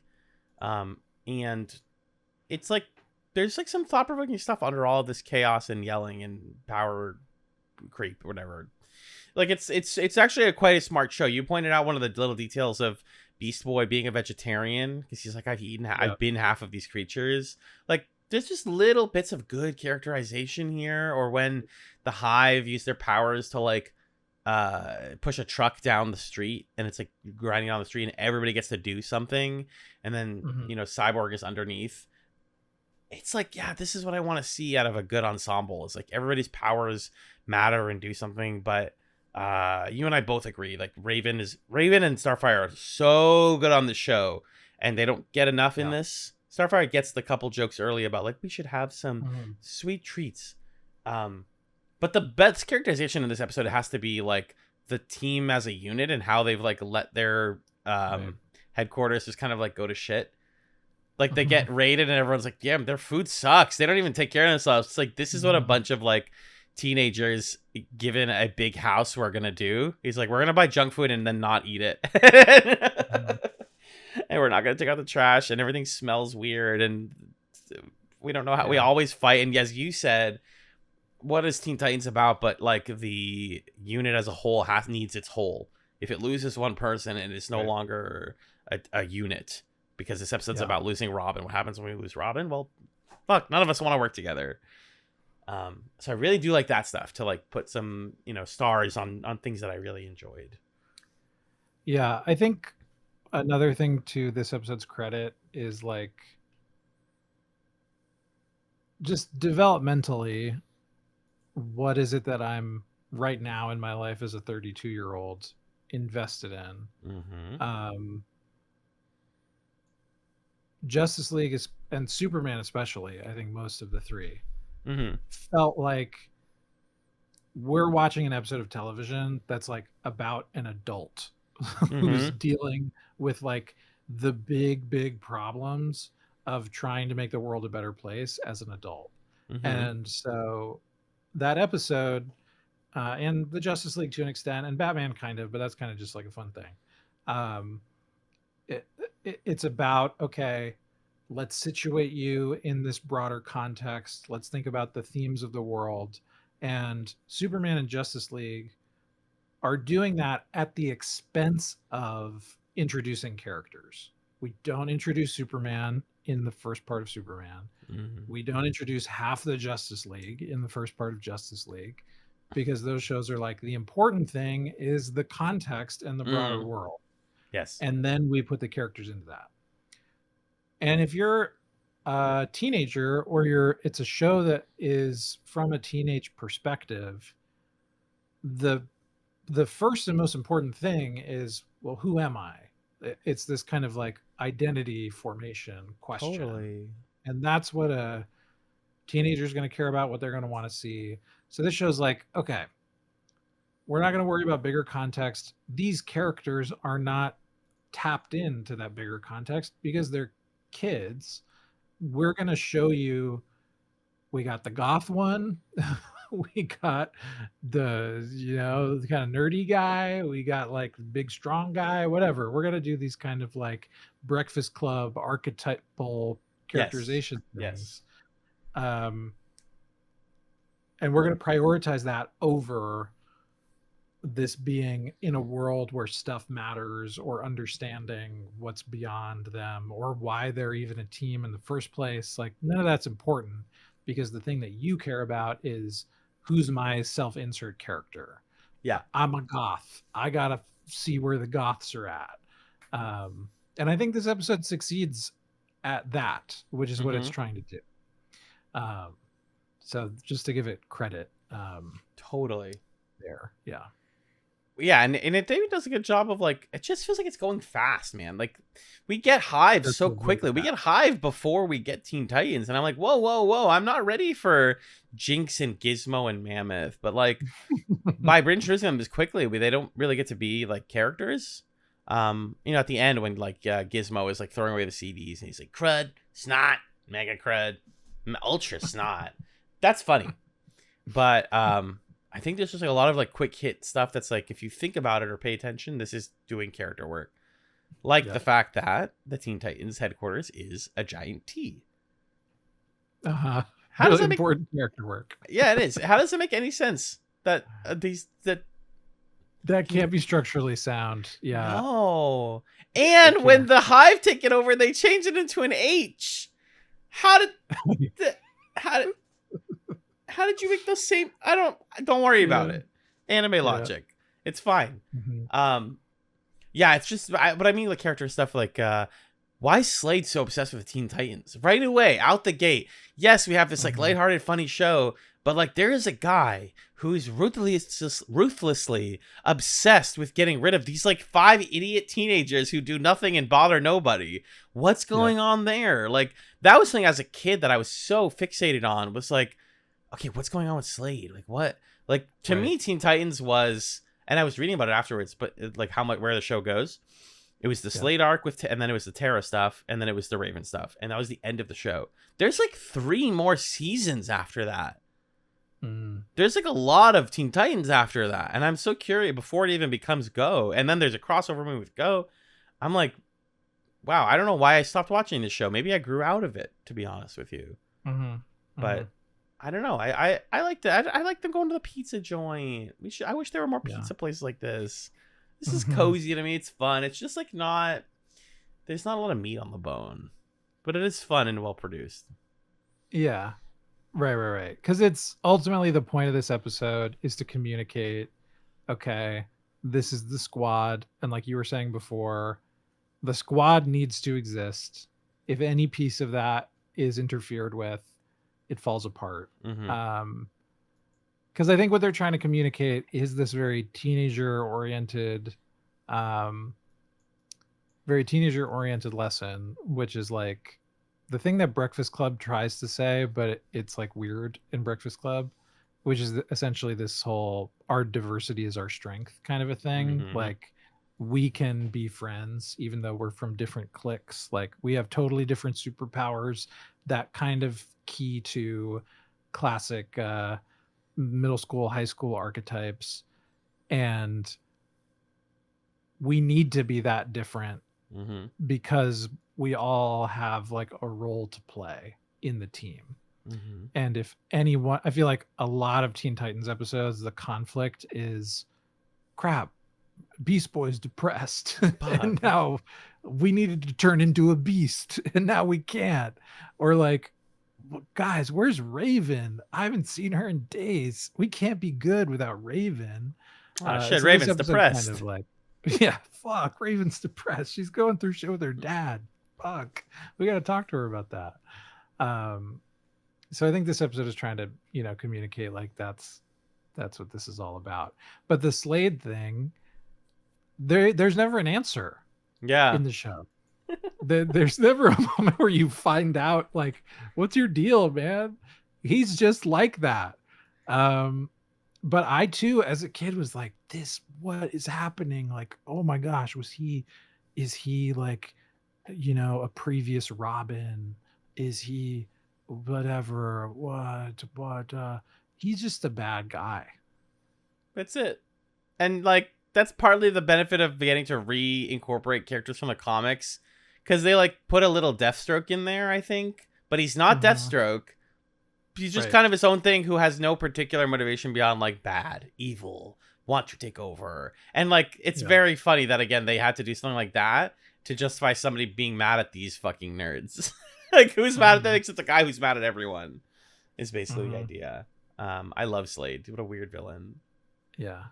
But, I think it's, again, that's also kind of a teenage thing of, and if we want to kind of squeeze a queer thing in here, like, more than none of the Teen Titans are queer in my headcanon.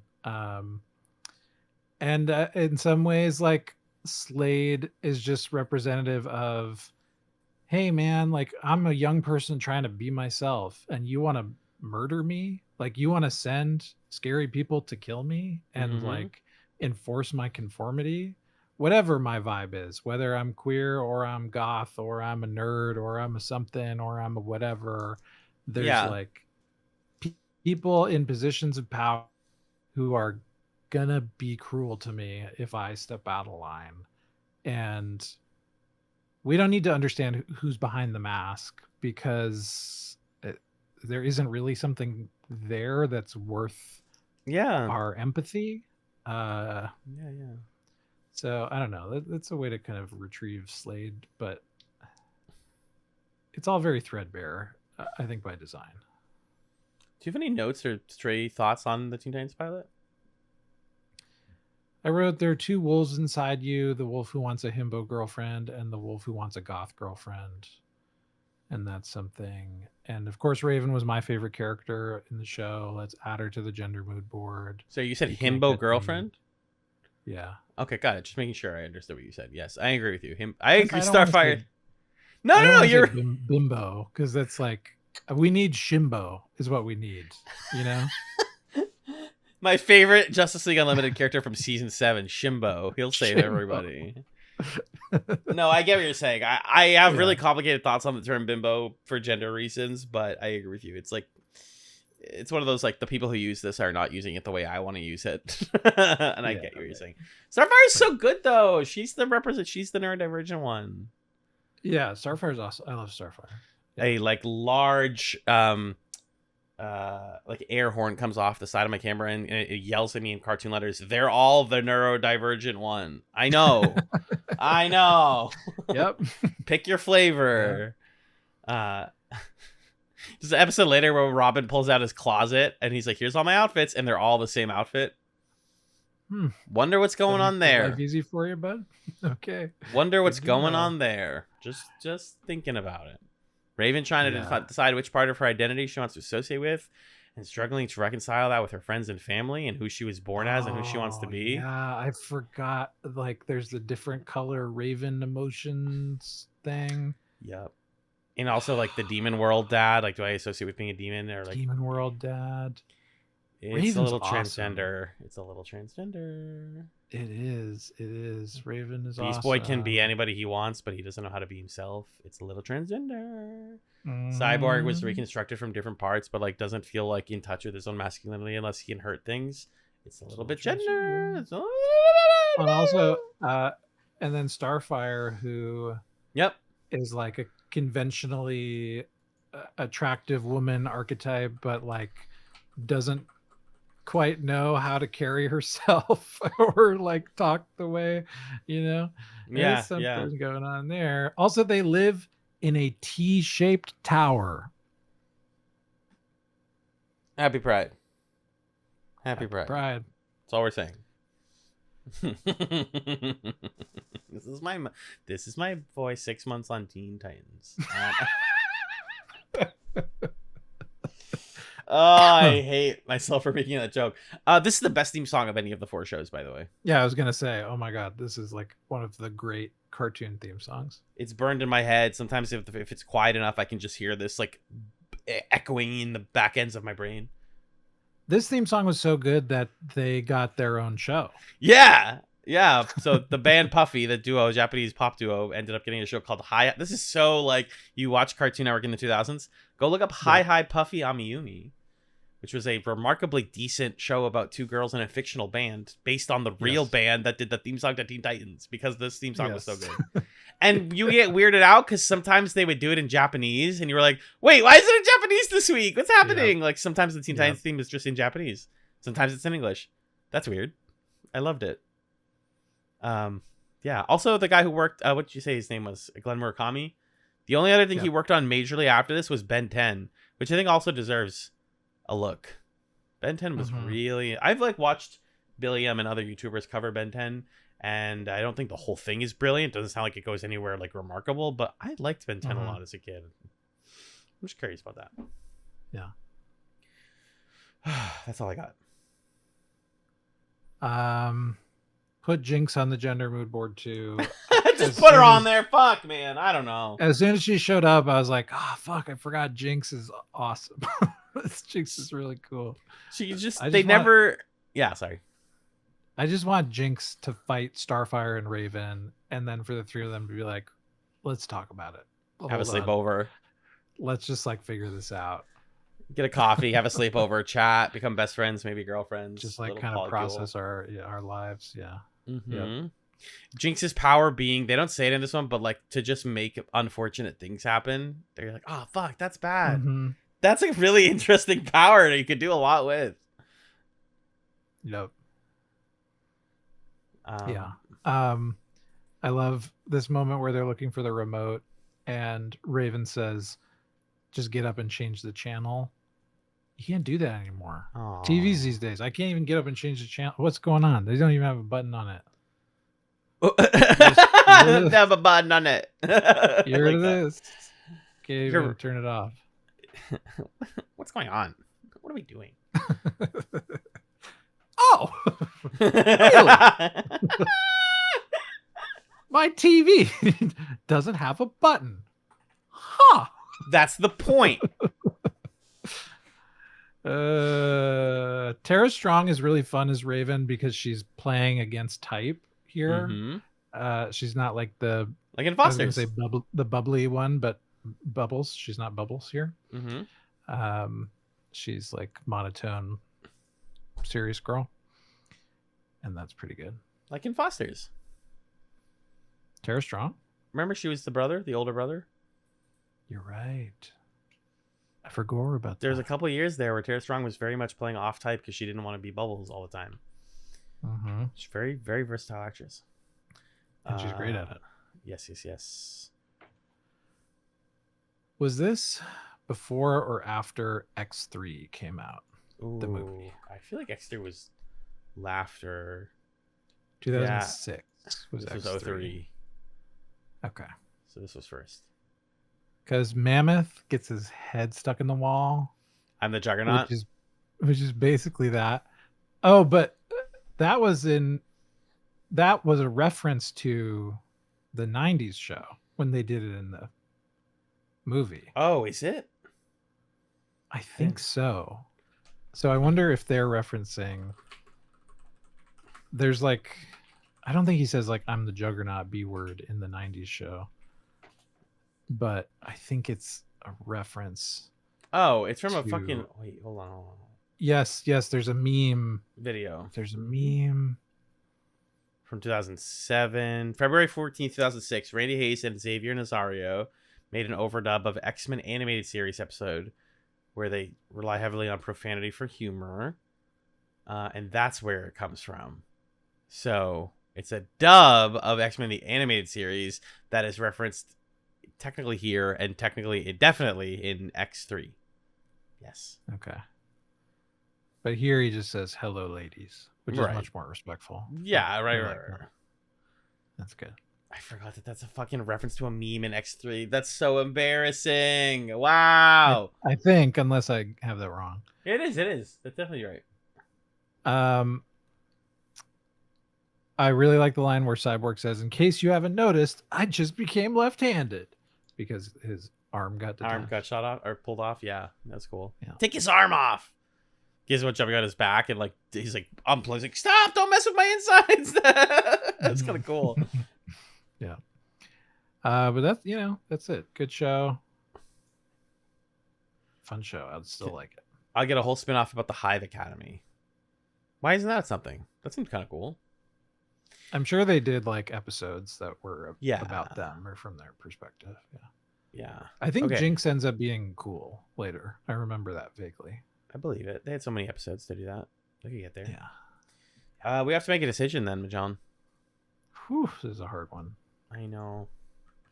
So, for those who don't listen to Toon Country Madness, the way that this works is we're going to take 2 of these shows into the next round, and each of us gets to take 1 of them into the next round. So we pick via coin flip who gets to take their pick first. Magellan, do you have a pick in mind? Honestly, I'm having a hard time with it. Okay. I'm not sure. Let's talk through that. Yeah, I have a pick in mind. Interesting. Okay, let me talk you, and you're probably not going to change your pick, right? If it helps you make your pick, I'm willing to change mine, but I'm pretty firmly into my pick. Okay. I'm going to kind of talk through what I'm feeling conflicted about. Mm-hmm.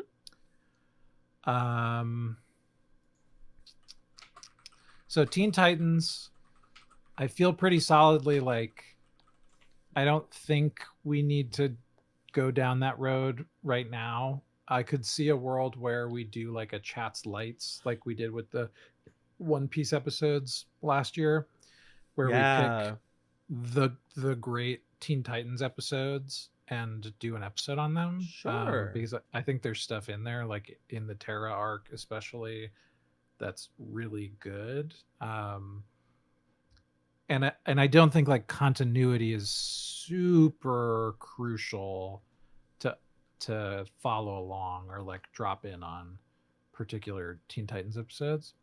No. So I know that that's like out for me. So then it's okay, Batman, Superman, Justice League. I love Justice League deep in my core. Mm-hmm. I want to talk about it. I think it would be great to cover. And I'm also like, but if I'm honest with myself about which of the 3 shows impacted me, it was Superman. That was the one that like, whoa, knocked me on my ass. Like, I'm watching a TV episode today. Mm-hmm. And Batman, it's like, this is fun. This would be fun for watching a classic thing. But I don't really deeply feel the need to like go in on Batman the animated series, especially when we can have Batman over here at Justice League and kind of look at Batman stuff. And I think stuff like Batman Beyond is going to be a much more interesting Batman show than Oh, I can't wait. Oh my god, I can't wait. So it's kind of a toss-up for me between Superman and Justice League right now, I think. What my pick was Superman. Would you like to make this easy? Let's make it easy. I picked Superman, but John picks Justice League. These 2 move on. This is Good perfect call. because I think Superman. The only time it only crosses over with Batman the Animated Series once, so we're never gonna be like, oh, we're missing something. It's like they were never, except World's Finest, the one where Lois Lane cucks Clark and hooks up with Bruce Wayne. We're not Finest is such a crazy episode, by the way. And that doesn't actually happen, but she does flirt with him. Obviously, I was being silly. I have so many thoughts on World's Finest. That's the only time they cross over. So you just watch Superman by itself, and then Justice League you can start from as a totally valid starting point and get to like some of the best DC Animated Universe stuff ever, which is like late Justice League into Unlimited. So like I've never seen a ton of that stuff, and I'd really like to. So I think I'm happy to give you that one for sure. Awesome. Okay, great.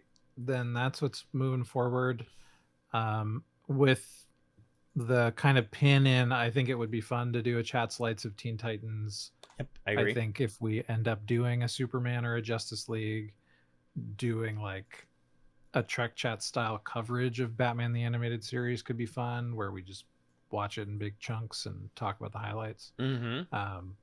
But if we're trying to pick in Toon Couch Toon Madness, here is our next book club show that we're watching 2 episodes a week. Superman and Justice League. Let's move those forward and see if they have the sauce. Hell yeah. Okay, so next week we're continuing our journey through DCAU shows and related media. We're going to be watching the pilot episodes of 4 series. As I just mentioned, Batman Beyond, which is a spin-off of Batman the Animated Series set in the future, where Bruce Wayne's an old man and we got a new Batman and he's beyond. Static Shock, which is a spin-off of Batman Beyond, I believe so, or something, right? Well, it was an original comic, but yeah, I think in the shows they link it like that. Which means Young we get to talk Justice. Yes. Oh yeah. Fuck. Sorry. Yes. Which I think is not a DCAU show, but is related. Very well and then regarded. the Zeta Project, which I know nothing about, but is a DCAU show. Zeta Project, I believe, is a spin-off of Batman Beyond explicitly, and is the one. It's the weirdest one of the bunch. That's where it's like, ooh, this is not. It is literally in the DCAU, but it's not really. And that's very fun because in comics, sometimes you'd be like, what is this thing in Darkest Night? I guess this is related. This had nothing to do with anything. Sure. And we've never seen it and people recommended it. So why the fuck not? Zeta Project. Great. Let's do it. Yay. Magellan, where can people find you online? They can find me on another show that I do with my friend Justin called Super Smash Echoes, where we play video games related to the Super Smash Brothers franchise. Super Smash Echoes. Check it out. You can also find me on Bluesky, not-that-magellan.bsky.social, and read some of my writing at not-that-magellan.ghost.io. Alan, what about you? You can listen to me on The Creature Quorum, which is a Pokemon podcast that I do with my friend Six about Pokemon. And especially right now, we're playing through the Kanto games and the Kanto Tourism Committee subseason. We just put out an episode about Blaine and Cinnabar Island, one of our favorite sections of the game. And we'll be wrapping up that coverage fairly soon with the 8th gym and then the post game. You can also hear me on the Garden Wager, a Korean game show discussion podcast on scanlinemedia.com. And my Bluesky is at Ibrahim, AIBRAHIM. I do want to say before I go into the plug zone, I know this episode is coming out like the night that it was supposed to, the night of the day it was supposed to come out. But our recording schedule is like kind of goofy, and that's okay. So apologies if this is a lighter edit, but I wanted to get you guys an episode today. We'll be back right back on track for next week. We're already planning the next one, so just calling that out. I'm gonna do the plug zone if that's okay, Michelle. Do it. You can email us questions, comments, or concerns about the DC Animated Universe or more at chatzpod.bsky.social. We are also on Bluesky as Collective Show at Chatzpod, and we are on YouTube, where 2 days after the main feed episode, we put out a video version with even less editing. Chat's a television podcast. That's the thing. That's how it is. That's what we're doing. Jeremy Cullen Tucker Carlson is my favorite vocalist name of all time. You can rate us on Apple Podcasts and Spotify if you want to support us. And another way to do that is our Patreon, which aforementioned is patreon.com/chatspod. We have tiers at $1, $3, and $5 a month, where you can listen to our pilot chats of Justice League and add things to the cup, which is behind Magellan. It's got little eyes and a mouth on the video version. There it is. And when you add things to that, we just got another thing added to the cup recently by a patron, so we got to make sure to write that one down. Fun. Yes. If you're a patron in the $3 plus tier, make sure you're getting your shit in that cup. Please DM us your picks. You get picked every month. We do the thing, and then we do a thing of our own choosing. And at $5 a month, you get a cup pick, and you get all the backlog, and you get a thank you, and you get Discord benefits. That's crazy. So much value on the Chat's Patreon. Unbelievable. Thank you to our $5 plus patrons, who we thank at the end of the episode, including Stefan, Six, Noel, Nick of the Brothers at Infinite War, MP, Magellan's mom, Marcus, Lee, Kyrie, girlfriend of the podcast, Kelly, Justin, Jen, Felicia, Emeris, Emily, Arthur, and fiance of the podcast, Amanda. Thanks so much for supporting Chatz. If you like our main feed podcast art, whoa, here it is. There it is on the video version. That was done by Camilla. She's at Camilla Illustrator on social media. Check out her stuff, please. Before we wrap things up, it's time for Chatzums, the segment where we recommend you something to check out between now and next week. Magellan, what is or are your Chatzums? I have 2 Chatzums for you that are related to a common theme. Recently, within a couple weeks ago, the New York Knickerbockers won the NBA championship 2026, and the city was all aflutter, so joyful, amazing. It revitalized my basketball hyperfixation, which had was like a main thing for me kind of 2020 to 2022, 23, and then I started playing Magic the Gathering, and that pushed all my basketball knowledge out of my brain to make room for cards. But now my brain's like, wait, I kind of liked knowing things about basketball. Let's bring that back. But of course, that happened right at the end of the season. It's a bummer. Okay, let me occupy myself with other basketball related things. So I actually have 3 Chatsums, come to think of it. One is watch the WNBA. It's fun. Yes. Trying to get into it. And this is like a period of expansion, and there's like more and more talent and like variety of skill sets in the WNBA. It's like kind of a renaissance moment for that league. It's also the 30th anniversary this year. So just like hop on that, watch some women's sports. It's cool. It's fun. You got a team you're rooting for? Well, the New York Liberty, of course. Of course. I mean, of course. And then I have 2 games that are basketball related. Ooh. One of them, it's a website game. Love a good website game. It's called 82 and 0. The website is www.82-0.com. And the premise is it gives you a random, you're trying to put together a starting 5, all-time starting 5 from NBA history who could go 82 and 0, meaning they have a perfect season where they win every game. So it gives you a random team in a random decade. And it's like, okay, pick somebody from this team to put on your starting 5. And each time you play, you get 1 reroll of a team and 1 reroll of a decade. So a lot of it's luck. Like, I really hope I get the 90s Chicago Bulls or whatever. But some of it is like, oh, okay, I'm in the 2010s and I have the Sacramento Kings. Like, I bet there's a better team in the 2010s. Let me roll a team and see what I get. Oh, this is so fun. It's fun. It's quick. There's a lot of content from basketball YouTubers playing it. And it's a fun way to also like be like, wait a minute. Okay. Was this guy good? Like, let me learn about, Walt Frazier, or I don't know. It's random. So that's fun. The other game I want to recommend is called Hoop Land. Okay. And this is you can play it on your phone. I think you can play it on Steam. Maybe it's on consoles too. I don't know. It's essentially the simplest thing of it is it's a 2D pixel art version of like a NBA 2K kind of game where you can play basketball games. And it can get as complicated as like you can make up your own team, say what their colors are, like pick a logo, name the characters, change what their hairstyle is. whatever, like that kind of thing. You could make a league where you customize the teams, da da da da da. And there's a free version where you can play the game with their pre-made teams, and then you can pay like $5 and you can customize a ton of this stuff. Wow. So if you're like, I want to play a basketball game, but you don't want to spend however much money 2K is, or you even just want, like right now, I just have a league where I've set up like 64 teams, and I just have it simulate seasons. And then it'll tell me at the end of the season like who won. I get to see which players got awards. I got invested in, like, there was this one player, she was also my league is it's a co-ed league, and that's kind of fun.